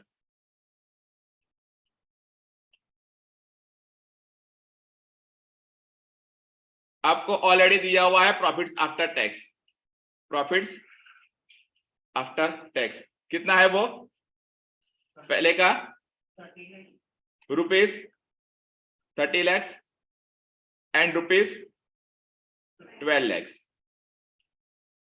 उसके बाद second, number of equity shares कितना है, पहले का 50 लैक्स डिवाइडेड बाय रुपीज 10, यानी कितना आएगा 5 लैक्स शेयर्स, और दूसरे का 3 lakh shares.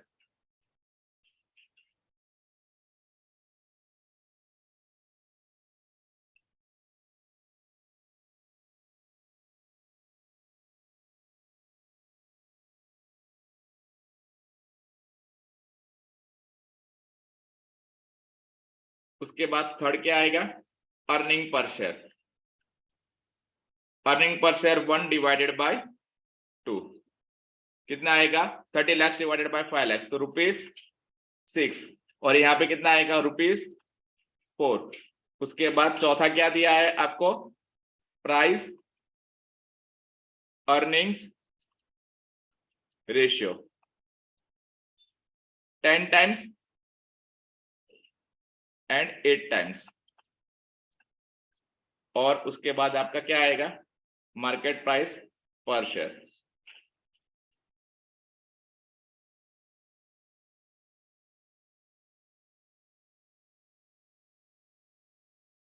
Three multiplied by 4 कितना आएगा, ₹60 एंड ₹32।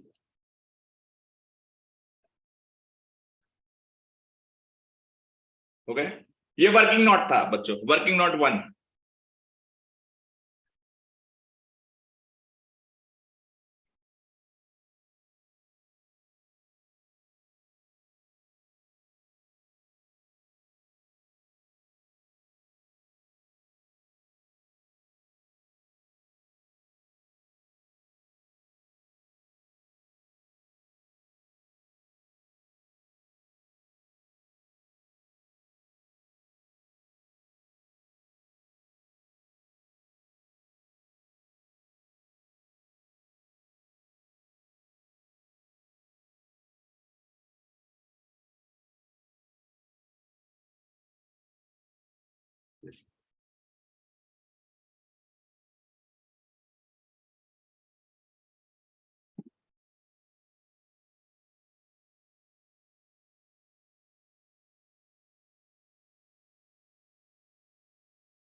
जब भी आप बच्चों प्रेजेंटेशन करते हैं टेबल में, तो जहां पे रुपीस से वहां पे रुपीस, जहां पे शेयर से वहां पे शेयर, टाइम है, वो आप एग्जाम में भी यूज कीजिएगा, ठीक है?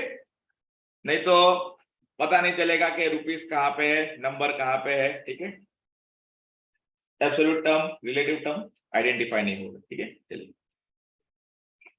लिख दिया। अब उसके बाद नेक्स्ट लाइन में लिखिए,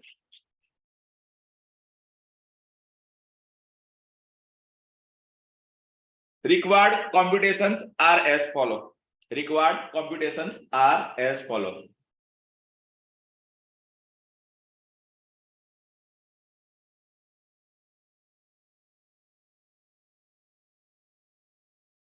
Required computations are as follow. ठीक है? Yes.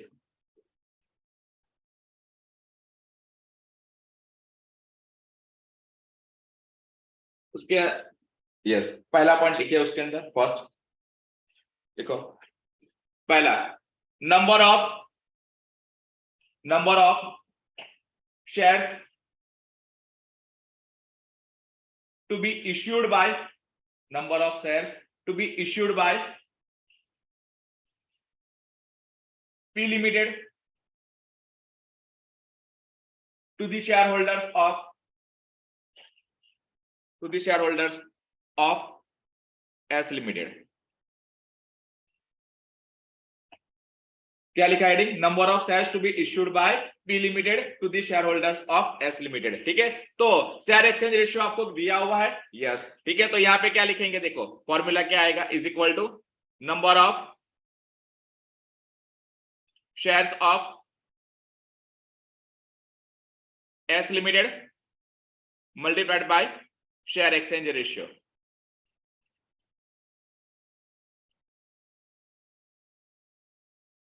चलो, S Limited का नंबर ऑफ शेयर्स कितना है? 3 lakh shares.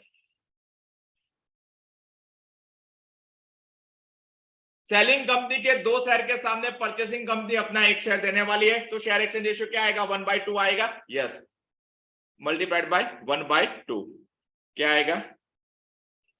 1,50,000 shares. Yes, number of shares of S Limited multiplied by share exchange ratio, ठीक है? चलिए नेक्स्ट लिखिए, समझ में आ गया? 1,50,000 शेयर्स। अब नेक्स्ट लिखिए सेकंड नंबर का point, computation of post merger, computation of post merger EPS, that means earning per share, computation of post merger EPS of P Limited, क्योंकि P Limited S Limited को take over करेगी तो P Limited का ये existence रहेगा, yes. अब बच्चों ये एग्जांपल में कोई भी जगह पे ऐसा इंफॉर्मेशन दिया है कि P Limited ने S Limited को एक्वायर किया, उस रीजन की वजह से जो कंबाइंड एंटिटी है उसके अर्निंग्स में इतना इंक्रीज हुआ, या तो उसके अर्निंग्स में इतना रिडक्शन आया मर्जर की वजह से, ऐसा कोई भी इंफॉर्मेशन दिया है? नहीं दिया हुआ है, ठीक है? सिनर्जी के बारे में कोई इंफॉर्मेशन नहीं दिया हुआ है, ठीक है? तो अब हम पोस्ट मर्जर ईपीएस कंप्यूट करना चाहते हैं, तो हमारे पास क्या इंफॉर्मेशन होना चाहिए? पोस्ट मर्जर अर्निंग्स का इंफॉर्मेशन होना चाहिए और post merger number of shares का इंफॉर्मेशन होना चाहिए। Post merger number of shares का इंफॉर्मेशन तो हमने अभी जस्ट जो लास्ट कंप्यूट किया उसके बाद क्लियर हो गया। Pre merger number of shares कितना था P Limited का? 5 लाख, ठीक है? 5 लाख शेयर्स था और वो एडिशनल कितना शेयर्स इश्यू करने वाली है? 1,50,000, तो 5 लाख प्लस 1,50,000 6.5 लाख शेयर्स हो गया, यस। अब पोस्ट मर्जर अर्निंग्स कितना होगा? तो सिनर्जी के बारे में कोई इंफॉर्मेशन नहीं दिया हुआ है, तो हमें ये एजम्पशन करना पड़ेगा कि मर्जर से पहले P Limited का एंड S Limited का जो अर्निंग्स था वही कंबाइंड अर्निंग्स रहेगा, क्योंकि सिनर्जी के बारे में कोई इंफॉर्मेशन नहीं दिया है। तो हम ऐसा मान लेते हैं कि P Limited पहले कितना अर्न करती थी? P Limited का अर्निंग्स कितना दिया है? प्रॉफिट्स आफ्टर टैक्स 30 लाख, और S Limited का कितना है?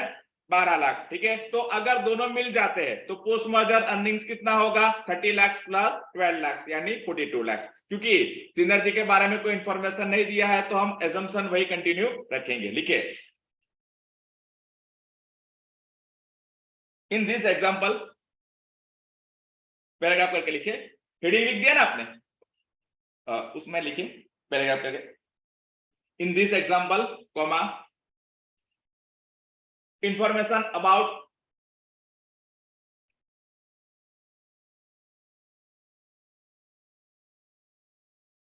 synergy is not given.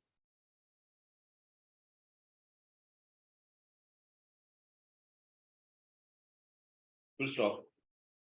So we assume that, so comma, we assume that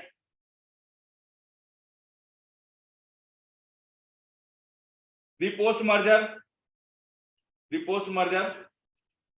earnings of P Limited will be sum of, sum यानी SUM टोटल वाला, will be sum of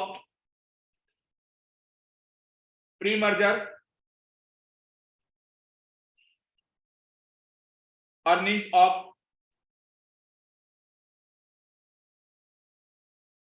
P Limited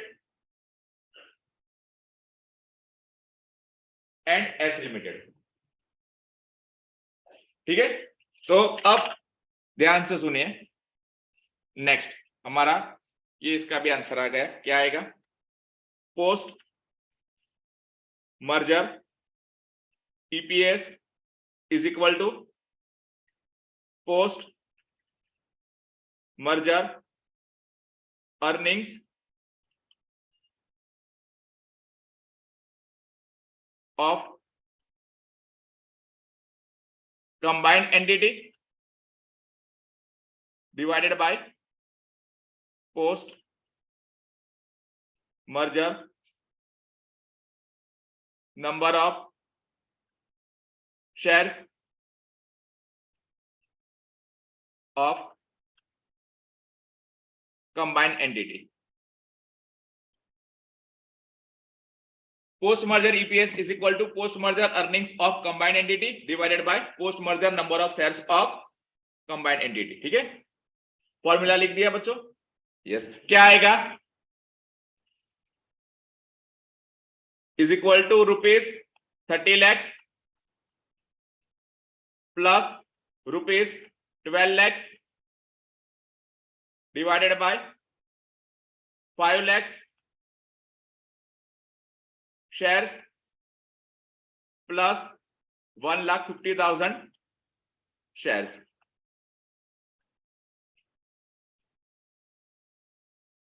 बराबर है, yes. ₹42 lakhs divided by 6,50,000 shares, कितना आएगा, 6.46। दो digit तक जाएंगे, ठीक है, फ्रैक्शन में आ रहा है तो ₹6.46। ओके ₹6.46 पर शेयर, ये पर शेयर आएगा, ईपीएस है तो ₹6.46 पर share.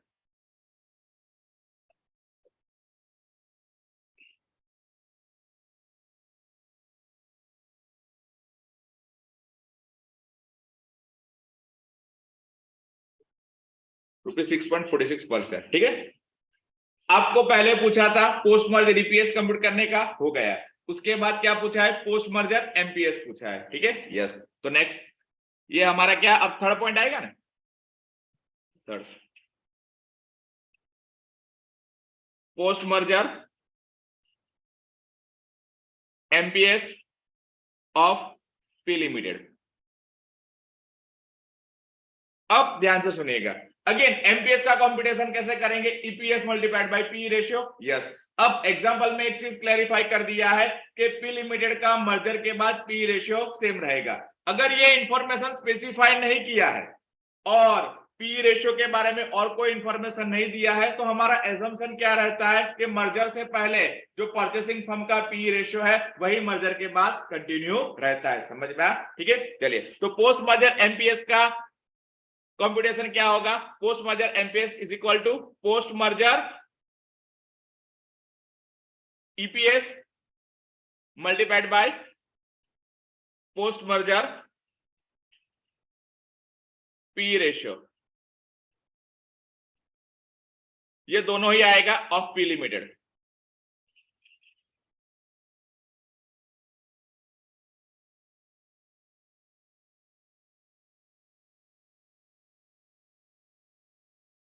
Yes, post merger EPS कितना है? ₹6.46 और पोस्ट मर्जर पी रेशियो कितना है? 10 टाइम्स। तो कितना आएगा? इज इक्वल टू ₹64.60 पर शेयर। ठीक है,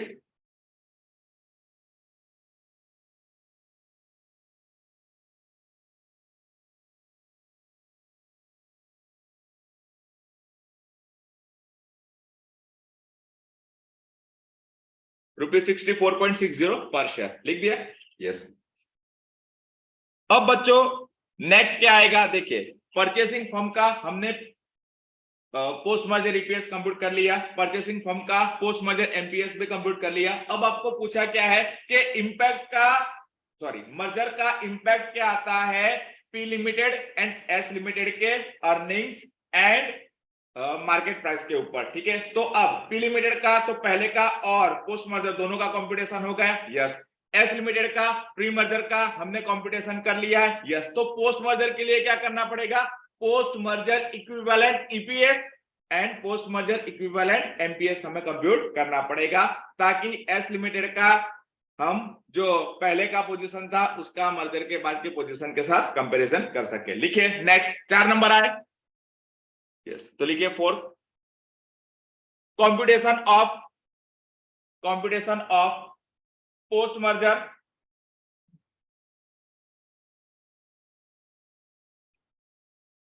इक्विवेलेंट ईपीएस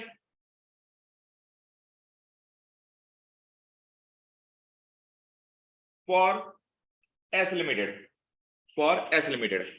ठीक है, क्या आएगा? तो पोस्ट मर्जर इक्विवेलेंट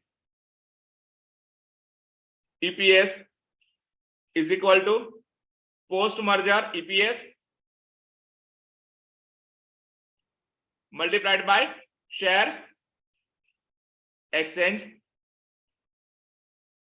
रेशियो।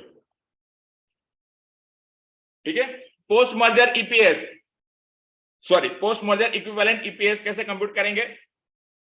तो post merger EPS multiplied by share exchange ratio. तो पोस्ट मर्जर ईपीएस कितना था? ₹6.46 था ना? यस, ₹6.46 मल्टीप्लाइड बाय 1/2 कितना आएगा? ₹3.23 पर शेयर।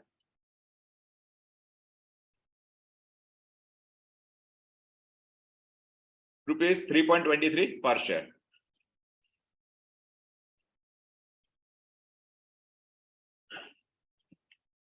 ₹3.23 पर शेयर। ठीक है, यस। अब बच्चों नेक्स्ट पॉइंट, 5 नंबर का पॉइंट आया, computation of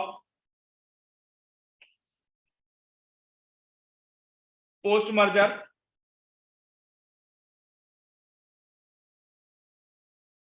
equivalent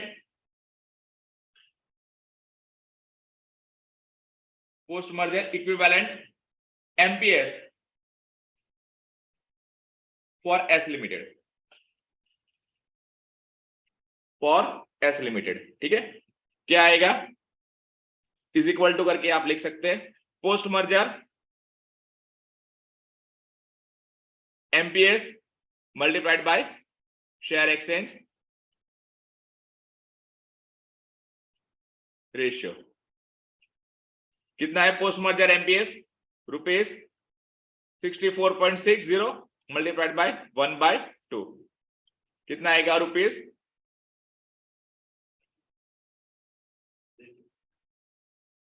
rupees 32.30 okay rupees 32.30 पर शेयर ठीक है yes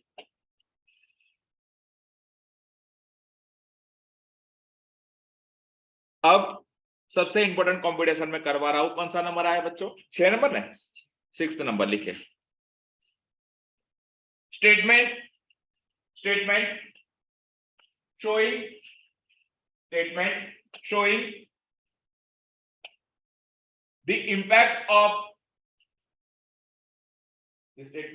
showing the impact of merger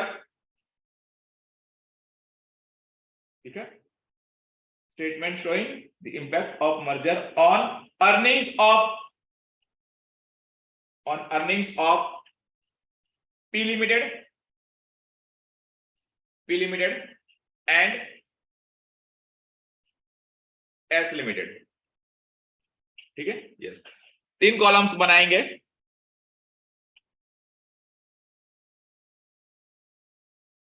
particulars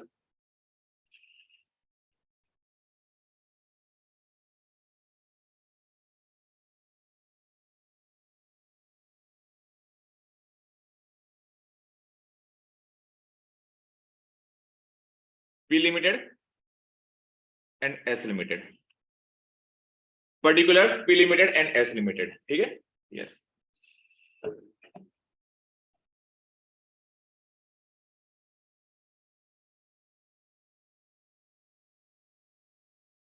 अब बच्चों सबसे पहले मैं लिखूंगा पोस्ट मर्जर हम एनालिसिस किसका कर रहे हैं अर्निंग्स का कर रहे हैं तो सबसे पहले हम ईपीएस को ही फोकस रखेंगे ठीक है तो पहले मैं लिखूंगा पोस्ट मर्जर ईपीएस अब पोस्ट मर्जर ईपीएस किसका है सिर्फ पी लिमिटेड का है तो मैं लिखूंगा यहां पे रुपीज 6.46 समझ में आया क्या लिखूंगा रुपीज 6.46 एस लिमिटेड के अंदर डैश कर दूंगा क्योंकि एस लिमिटेड के लिए हमारे पास पोस्ट मर्जर इक्विवेलेंट ईपीएस है समझ में आया तो मैं एस लिमिटेड में पहले में डैश कर दूंगा अब सेकंड में लिखूंगा post merger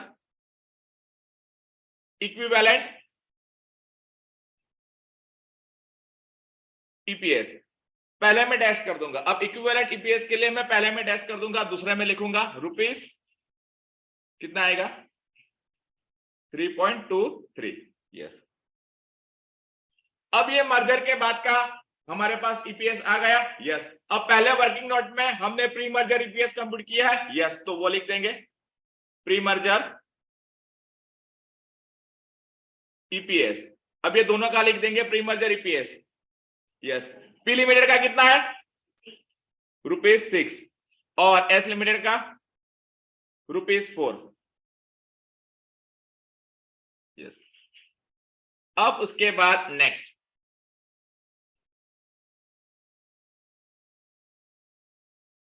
increase oblique bracket में decrease in earning per share अब ध्यान से सुनिएगा पर शेयर कितना चेंज हुआ ठीक है तो अब यहां पे ध्यान से सुनिए पहले केस में क्या लिखूंगा मैं 1 - 3 यानी कितना आएगा रुपीज 0.46 क्या आएगा रुपीज 0.46 सेकंड में क्या आएगा तो सेकंड में 2 - 3 नेगेटिव आएगा 2 - 3 नेगेटिव कितना है रुपीज 0.77 ठीक है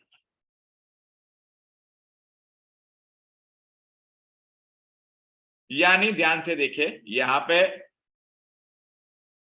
जो इंपैक्ट ऑफ मर्जर है वो क्या आया तो जो पी लिमिटेड के शेयर होल्डर्स है उन लोगों का अर्निंग पर शेयर 0.46 रुपीज से इंक्रीज हो गया है, जबकि एस लिमिटेड के शेयर होल्डर्स का जो अर्निंग्स है ये डिक्रीज है। बच्चों ये ब्रैकेट में रखिएगा, ये कम हुआ है, ये ब्रैकेट में रखिएगा। रुपीज 0.46 इंक्रीज हमने पॉजिटिव रखा है और डिक्रीज को ब्रैकेट में रखा है, बराबर, तो ब्रैकेट में रखिएगा।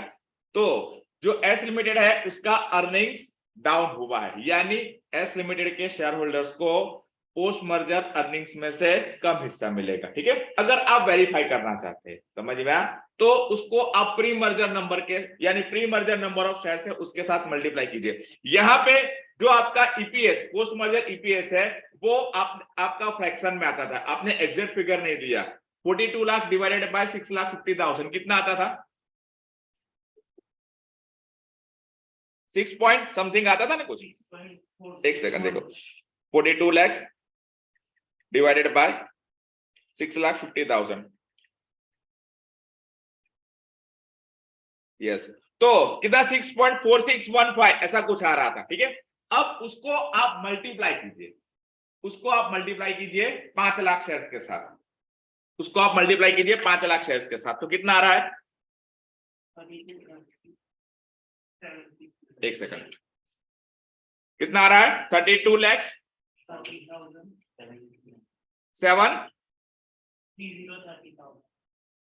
30 lakhs, ओके 30,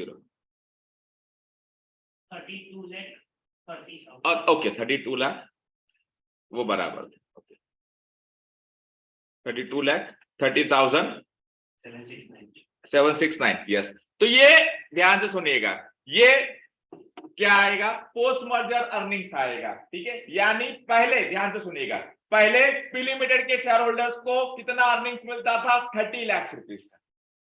पहले पी लिमिटेड के शेयर होल्डर्स को अर्निंग्स कितना मिलता था? 30 लाख रुपीज का। अब मर्जर के बाद पी लिमिटेड के शेयर होल्डर्स को अर्निंग्स कितना मिलेगा? 32,30,769। अगर मैं डिफरेंस निकालता हूं, सपोज ये पोस्ट है और मैं प्री निकालता हूं, उसमें से देखिए प्री कितना है? 30 लाख, वो मैं निकाल देता हूं। ठीक है, तो प्लस कितना आया? 2,30,769, बराबर है। अब इसको आप 5 लाख शेयर से डिवाइड कीजिए, इसको आप 5 लाख शेयर से डिवाइड कीजिए, तो आपका 0.46 का एग्जैक्ट इंक्रीज आएगा।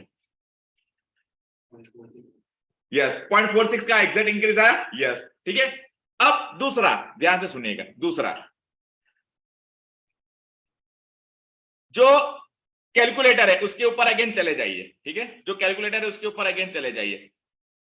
आपने जो post merger equivalent EPS compute किया था, post merger equivalent EPS compute किया था, वो कैसे कंप्यूट किया था? तो जो पोस्ट मर्जर ईपीएस है उसके ऊपर शेयर एक्सचेंज रेशियो आपने अप्लाई किया था।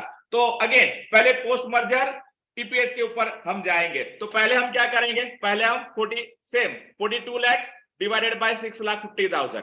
ठीक है, तो आपका फ्रैक्शन आएगा कुछ 6.46 समथिंग कंटिन्यूएशन में। ठीक है, अब हमारा शेयर एक्सचेंज रेशियो क्या था? 1/2, यानी 1/2, तो उसको डिवाइड बाय 2 कीजिए, उसको डिवाइड बाय 2 कीजिए। यस, किया, तो जो कंटिन्यूएशन में जो फिगर आ रहा है ना, ठीक है, उसको आप मल्टीप्लाई कीजिए, उसको आप मल्टीप्लाई कीजिए किसके साथ?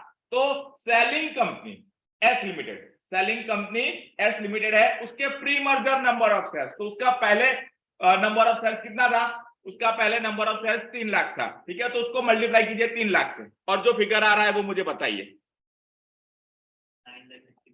9 लाख 230, यस, ये क्या आ गया? पोस्ट आ गया 9,69,230 आ रहा है इतना, यस। और प्री मर्जर कितना था? 12 लाख। डिफरेंस निकालिए, कितना आएगा? नेगेटिव 2,30,770, बराबर 770 आएगा। ठीक है, अब इसको आप डिवाइड कीजिए, इसको आप डिवाइड कीजिए 3 लाख नंबर ऑफ शेयर्स के साथ, तो 0.77 आंसर आएगा। यस, तो आप देखिए ये चीज वेरीफाई हो गया। आपका जो स्टेटमेंट था ध्यान से देखिए, ये रहा, देखिए 0.77 डाउन हो रहा है। यस, 0.77 पर शेयर डाउन हो रहा है। किसके केस में? एस लिमिटेड के शेयर में। और पी लिमिटेड के केस में क्या हो रहा है? 0.46 पर शेयर इंक्रीज हो रहा है। ये मैंने एग्जैक्ट आपको कंप्यूट करके दिखा दिया, एग्जैक्ट कंप्यूट करके दिखा दिया। अगर आप एग्जैक्ट क्यों कंप्यूट करके दिखाया? क्योंकि यहां पे फ्रैक्शन का भी फर्क नहीं आ रहा है, हमारा फॉर्मूला प्रॉपरली वर्क कर रहा है, वो समझाने के लिए। अब यहां पे आगे आप कंटिन्यू कीजिए। देखिए यहां पे आप आगे कंटिन्यू कीजिए, ठीक है। अब ये जो हमारा स्टेटमेंट था उसी को हम कंटिन्यू करते हैं। ये जो आपने पर शेयर इंपैक्ट कंप्यूट किया हुआ है इंक्रीज और डिक्रीज का, उसको हम मल्टीप्लाई करेंगे किसके साथ? तो pre merger number of shares के साथ, pre merger number of shares के साथ। तो यहां पे कितना आएगा? 5 लाख शेयर्स। यहां पे कितना आएगा? 3 लाख शेयर्स। बच्चों जो आपका स्टेटमेंट है उसी को कंटिन्यू करना है, ठीक है। 5 लाख शेयर्स, 3 लाख शेयर्स, ठीक है।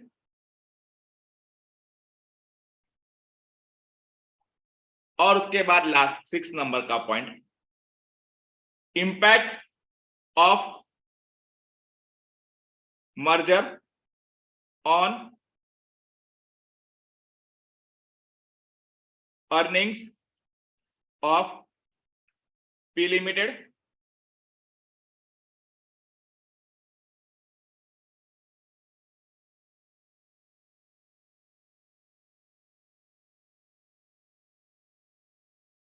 P limited and S limited. क्या करेंगे? 4th नंबर का जो स्टेप है उसको मल्टीप्लाई करेंगे 5th नंबर के स्टेप के साथ, ठीक है। तो अल्टीमेटली क्या आएगा? 5 लाख शेयर्स मल्टीप्लाइड बाय 0.46, कितना आएगा?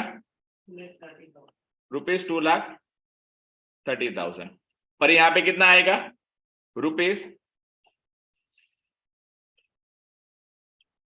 3 लाख शेयर्स मल्टीप्लाइड बाय 0.77। ये एग्जैक्ट आ रहा है 231 230, यस।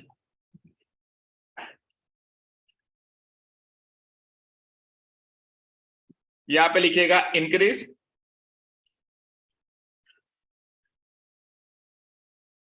डिक्रीज।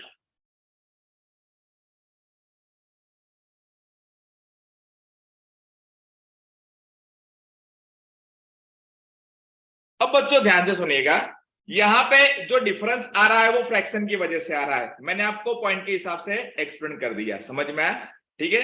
तो जब भी आपको ऐसा पूछते हैं क्वेश्चन के अंदर के मर्जर का इंपैक्ट क्या आया earnings of the share holders of purchasing firm and selling firm, तो आपको ये 6 स्टेप्स फॉलो करने हैं। क्या करना है? आपको ये 6 स्टेप्स फॉलो करने हैं, ठीक है। सबसे पहले क्या? सिंपल है, हमें इंपैक्ट जानने के लिए पहले से बेटर है या पहले से वर्स ऑफ है, ठीक है, वो जानने के लिए हम क्या करेंगे? जो बाद वाला है उसका कंपैरिजन पहले वाले के साथ करेंगे, समझ में आया? तो हमें पता चलेगा कि अच्छा है या बुरा है, ठीक है। अब पहला स्टेप आएगा आपका पोस्ट मर्जर ईपीएस, दूसरा आएगा पोस्ट मर्जर इक्विवेलेंट ईपीएस, उसके बाद तीसरा स्टेप आएगा आपका प्री मर्जर ईपीएस, उसके बाद आप डिफरेंस कंप्यूट करोगे, ठीक है। जो परचेसिंग फर्म होगा उसका post merger EPS minus pre merger EPS, और जो सेलिंग फर्म है उसके लिए post merger equivalent EPS minus pre merger EPS, ठीक है। तो आपको पर शेयर इंपैक्ट मिल जाएगा। वो पर शेयर इंपैक्ट को आप मल्टीप्लाई करोगे pre merger number of shares के साथ, समझ में आया? क्योंकि प्री मर्जर में क्या इंपैक्ट आएगा, यानी प्री मर्जर में कम होगा, प्री मर्जर में बढ़ेगा, वो जानने के लिए तो मल्टीप्लाई किसके साथ करेंगे? Pre merger number of shares के साथ, ठीक है। तो आपको टोटल इंपैक्ट मिलेगा। जो 4th नंबर का स्टेप है वो आपको पर शेयर इफेक्ट दिखाई देता है, ठीक है। और जो 6 नंबर का स्टेप है वो क्या आएगा? ओवरऑल फिगर आपको दिखाई देगा, समझ में आया? क्लैरिटी मिल रहा है बच्चों आप लोगों को? यस। अब ध्यान से सुनिए, नेक्स्ट स्टेप हमारा जो आएगा वो आएगा वो जो इंपैक्ट ऑफ मर्जर है on wealth of the share holder, समझ में आया? ये अर्निंग्स के ऊपर हमने कंप्यूट किया, नेक्स्ट आएगा वेल्थ के ऊपर। अब वेल्थ के एनालिसिस के लिए हम मार्केट प्राइस यूज करेंगे। क्योंकि हम अच्छी तरह से जानते हैं wealth of the share holders यानी क्या होता है, number of shares multiplied bye market price per share. समझ में आया? ठीक है, तो लिखिए नेक्स्ट। नेक्स्ट स्टेटमेंट लास्ट कौन सा है बच्चों? 7th। यस, तो लिखिए 7th नंबर का, 7th number, statement showing, statement showing, statement showing the impact of, statement showing the impact of merger,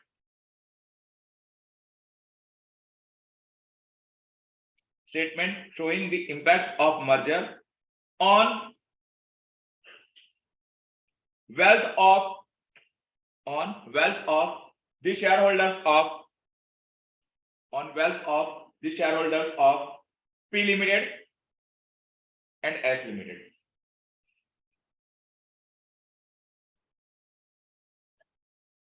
लिख लिया आपने?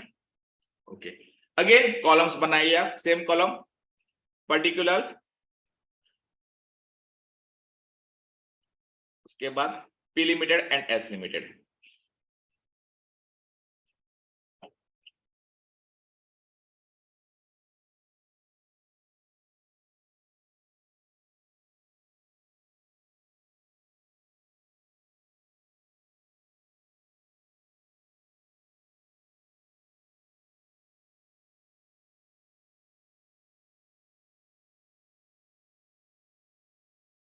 Yes,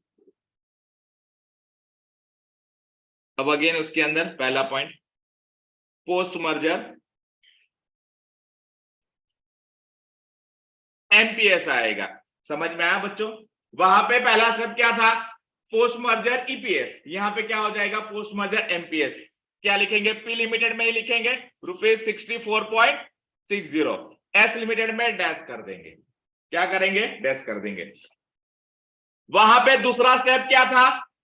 post merger equivalent EPS, EPS था तो वहां पे इक्विवेलेंट ईपीएस लिया। अब ये एमपीएस है तो यहां पे क्या आएगा?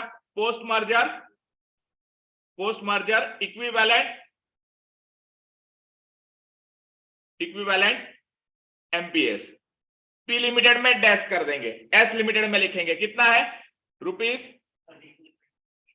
32.30, रुपीज 32.30। ओके, उसके बाद तीसरा स्टेप क्या आएगा? प्री मर्जर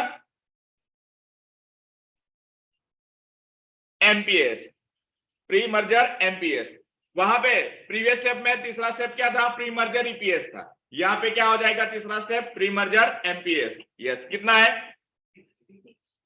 ₹60, और यहां पे कितना था? ₹32। Yes,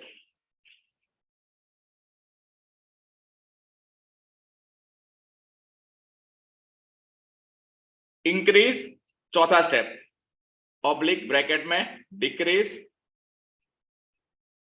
on MPS. यस, तो यहां पे देखिए पहले केस में क्या करेंगे? तो पोस्ट माइनस प्री, तो 64.60 माइनस 60, तो कितना आएगा? ₹4.60। ये इंक्रीज ही हो रहा है। यस, पी लिमिटेड में इंक्रीज हो रहा है, एस लिमिटेड में भी इंक्रीज ही हो रहा है। ₹0.30, ₹0.30 बराबर है। Yes,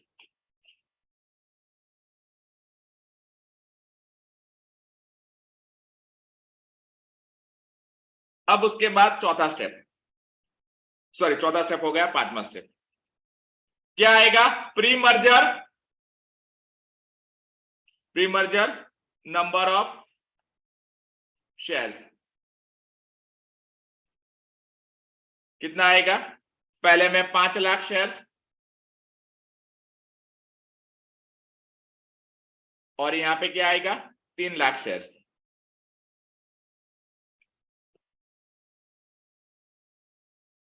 yes, and last 6 number का step,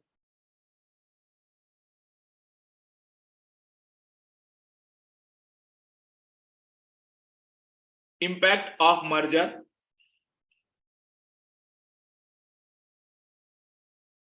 on wealth of the share holders.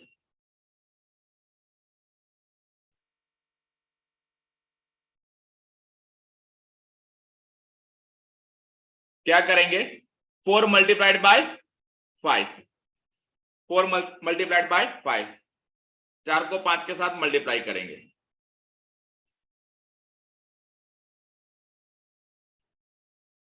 Four multiplied by 5 क्या आएगा रुपीज 23 lakhs एग्जैक्ट आ रहा है। ओके और दूसरे में क्या आ रहा है रुपीज 90,000। यस लास्ट नंबर का point impact of merger on wealth of the share holders. ठीक है पी लिमिटेड का 23 lakhs और एस लिमिटेड का 90,000। ठीक है बच्चों ध्यान से सुनिएगा, यहां पे जो मर्जर हुआ पी लिमिटेड ने एस लिमिटेड को टेक ओवर किया, वो टेक ओवर करने के बाद जो पी लिमिटेड के शेयर होल्डर्स है उन लोगों का वेल्थ 23 लाख रुपीस से बढ़ गया और एस लिमिटेड के शेयर होल्डर्स का वेल्थ कितने से बढ़ गया 90,000 से।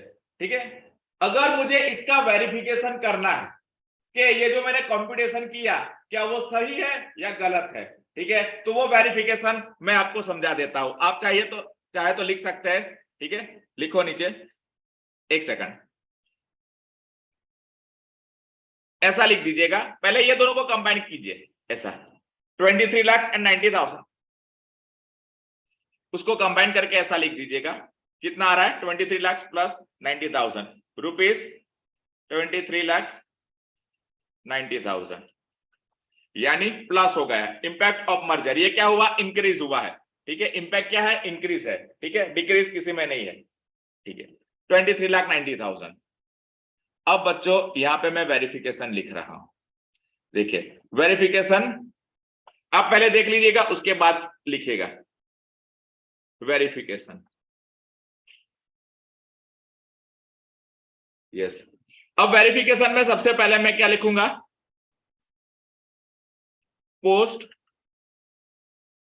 Merger market capitalization.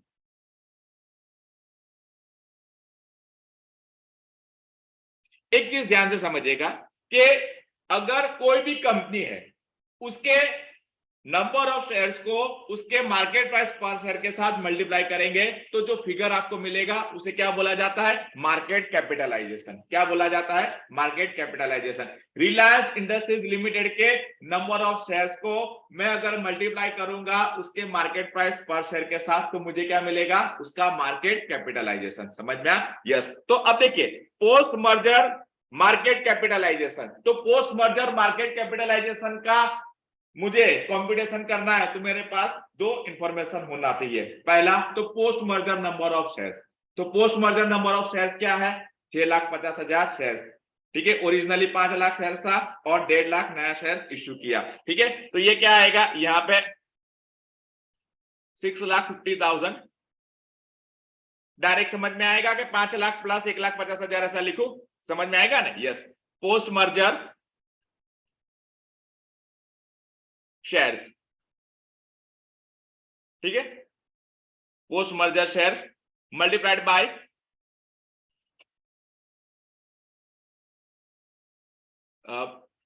Post merger MPS कितना था रुपीज 64.60 पोस्ट मर्जर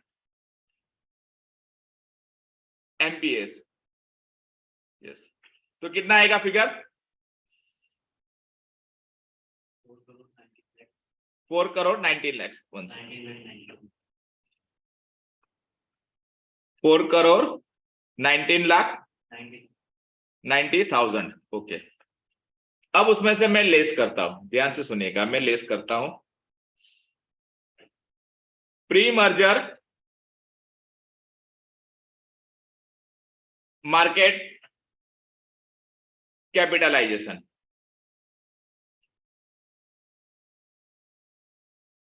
ठीक है मैं लेस करता हूं प्री मर्जर मार्केट कैपिटलाइजेशन। बच्चों ध्यान से देखिएगा अब प्री मर्जर मार्केट कैपिटलाइजेशन सबसे पहले मैं लूंगा पी लिमिटेड का, तो पी लिमिटेड का नंबर ऑफ शेयर्स कितना था पहले 5 लाख शेयर्स था। प्री मर्जर मार्केट कैपिटलाइजेशन के लिए मैं क्या करूंगा pre merger number of shares लूंगा, मल्टीप्लाइड बाय क्या आएगा, ₹60, क्या आएगा, 3 करोड़, 3 करोड़ पी लिमिटेड का। यस, और सेकंड क्या आएगा, एस लिमिटेड। एस लिमिटेड का कितना आएगा, 3 लाख शेयर्स थे ना, और उसका मार्केट प्राइस कितना था,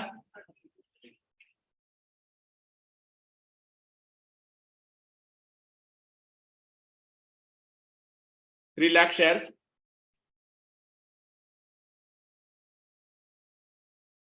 मल्टीप्लाइड बाय ₹32। यस, तो कितना आएगा, 90। यस,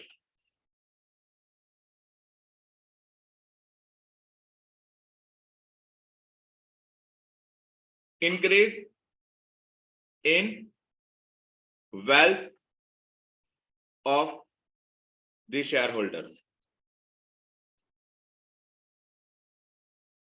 कितना आएगा, तो 4 करोड़ ऊपर कितना था,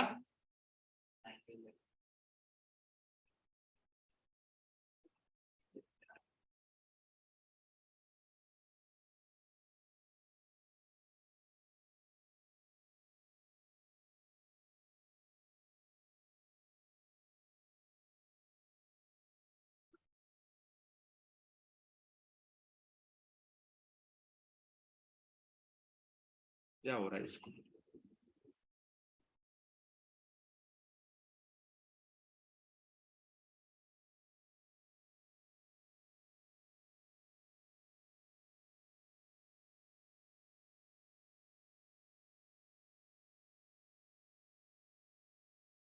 yes.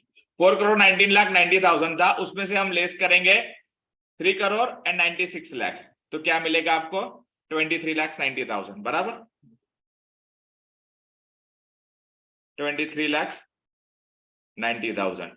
और ये 23,90,000 का हमने ऊपर अलोकेशन दिखा। यस, इसके हिस्से में कितना आया, 23 लाख, और इसके हिस्से में कितना आया, 90,000। ठीक है, ये डायरेक्ट यहाँ पे भी वेरीफाएबल है, और दूसरा वेरीफाएबल क्या है, तो उसके लिए आप ध्यान से सुनिए। जो पी लिमिटेड के शेयर होल्डर्स थे, वो शेयर होल्डर्स के पास ओरिजिनली कितने शेयर्स थे, 5 लाख। मर्जर के बाद भी वो 5 लाख में तो कोई चेंज नहीं आया, तो 5 लाख मल्टीप्लाइड बाय 64.60 कीजिए। जो 5 लाख शेयर्स है उसको मल्टीप्लाई कीजिए 64.60 से। ठीक है, जो अमाउंट आया, यस, वो पोस्ट मर्जर मार्केट कैपिटलाइजेशन हुआ पी लिमिटेड के ओरिजिनल शेयर होल्डर्स के लिए।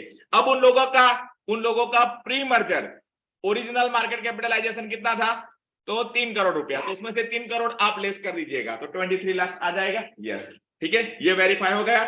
दूसरा एस लिमिटेड का, तो एस लिमिटेड को मर्ज एंटिटी में कितना शेयर मिला, 1,50,000 शेयर। यस, तो 1,50,000 शेयर मल्टीप्लाइड बाय ₹64.60। तो जो मार्केट कैपिटलाइजेशन आया, ठीक है, उसमें से उनका प्री मर्जर कितना था,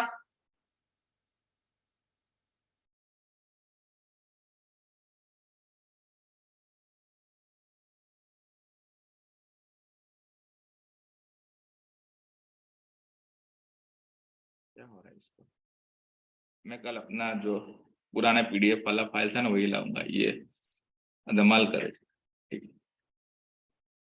यस, 96 लाख, तो 96 लाख लेस करेंगे तो 90,000 आ रहा है। यस, तो समझ में आ रहा है आप लोगों को बच्चों, यस, तो जस्ट ये वेरिफिकेशन आप लिख लीजिए। ठीक है,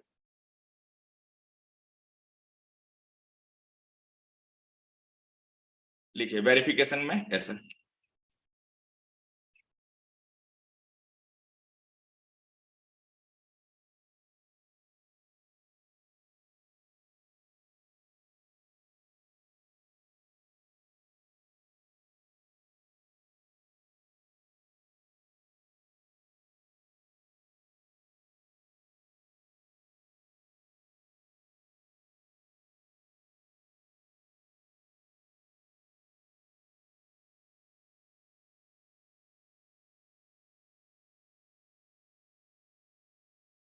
यहां से लिखिए, ये रहा, ये तो ज्यादा ऊपर चला जाएगा। लिखिए वेरिफिकेशन करके, post merger market capitalization, post merger market capitalisation,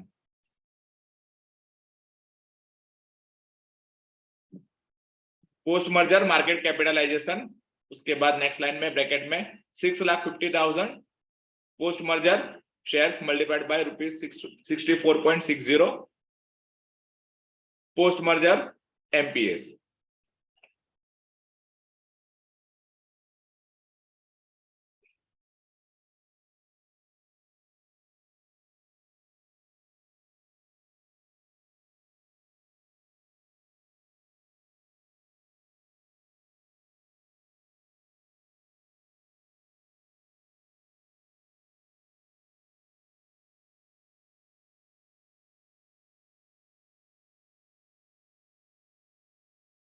देखा, पोस्ट मर्जर मार्केट कैपिटलाइजेशन 4,19,90,000 कैसे आया, तो 6,50,000 post merger shares multiplied by ₹64.60 post merger MPS. उसमें से लेस करेंगे प्री मर्जर मार्केट कैपिटलाइजेशन, उसमें से लेस करेंगे प्री मर्जर मार्केट कैपिटलाइजेशन।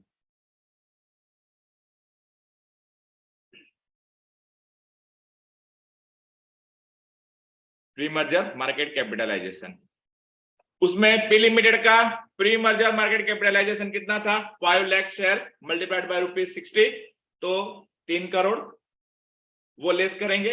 और दूसरा एस लिमिटेड का प्री मर्जर मार्केट कैपिटलाइजेशन कितना था, 3 lakh shares multiplied bye ₹32। P limited का 5 lakh shares multiplied bye ₹60, 3 crore, और एस लिमिटेड का 3 lakh shares multiplied bye ₹32, 96 lakh. ये दोनों फिगर आप लेस कीजिए, किसमें से, 4,19,90,000 में से। तो डिफरेंस कितना आएगा, 23,90,000। पॉजिटिव आ रहा है, दैट मींस इंक्रीज हो रहा है। और उसका अलोकेशन हमने पहले कर दिया है। पी लिमिटेड के शेयर होल्डर्स का वेल्थ बढ़ा 23 लाख से, और एस लिमिटेड के शेयर होल्डर्स का वेल्थ बढ़ा 90,000 से। ठीक है,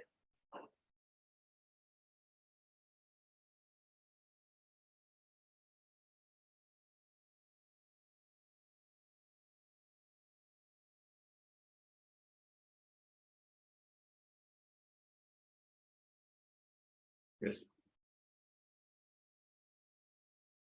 बच्चों ये जो कंसेप्ट प्रॉब्लम है वो यहाँ पे हमारा कंप्लीट हुआ। ठीक है, मर्जर एंड एक्विजिशन का जो बेसिक है वो हमने डिस्कस कर लिया। सिर्फ एक या दो कंसेप्ट बाकी है, वो सेपरेट कंसेप्ट है, उसको हम नए प्रॉब्लम के साथ डिस्कस करेंगे। अदरवाइज जो मेजोरिटी प्रॉब्लम्स है मर्जर एंड एक्विजिशन का, उसमें यही सब जो कंसेप्ट है वो माइनर ऑल्टरेशन के साथ या तो माइनर डिफरेंस के साथ क्या करना है, हमें अप्लाई करना है। ठीक है, जो बेस होगा वो थोड़ा बहुत चेंज होगा, बट कंसेप्ट यही रहेगा, ढूंढना हमें यही सब है, इसके आसपास ही रहना है। ठीक है, इंटरेस्टिंग टॉपिक है, कंसेप्चुअल भी है। अभी इसके अंदर थोड़ा और रिफाइनमेंट आएगा day by day, but topic अच्छी तरह से कीजिएगा। एक सम ऑलवेज बीवीएम के अंदर मर्जर एंड एक्विजिशन का आता है, और कई बार तो 2-3 सम पूछे उन लोगों ने। ठीक है, क्योंकि और कोई स्कोप नहीं है उनके पास। मर्जर एंड एक्विजिशन है, उसके बाद valuation of goodwill, valuation of shares है, ठीक है, ईवी है, बट उसमें से बहुत सारे टॉपिक्स ऐसे हैं जो सीएफआर में भी है। तो अगर सीएफआर में कुछ पूछ लिया है तो फिर वो बीबीएम के अंदर रिपीट नहीं करेंगे। ठीक है, और कई बार इंस्टीट्यूट क्या करती है, सीएफआर के अंदर वैल्यूएशन ऑफ गुडविल पूछ लेती है, तो बीबीएम के अंदर नहीं पूछती है। ठीक है, बहुत इंटरेस्टिंग और स्कोरिंग सब्जेक्ट है, उसको हमेशा टारगेट कीजिएगा। ठीक है, कोई डिफिकल्टी है तो पूछ लीजिए, अदरवाइज मैं लेक्चर कंक्लूड करता हूं। ठीक है, जो ऑनलाइन बच्चे उन लोगों को कोई प्रॉब्लम है बच्चों, कोई अगर क्वेरी है तो बताइए, अदरवाइज मैं लेक्चर कंक्लूड करता हूं। ठीक है,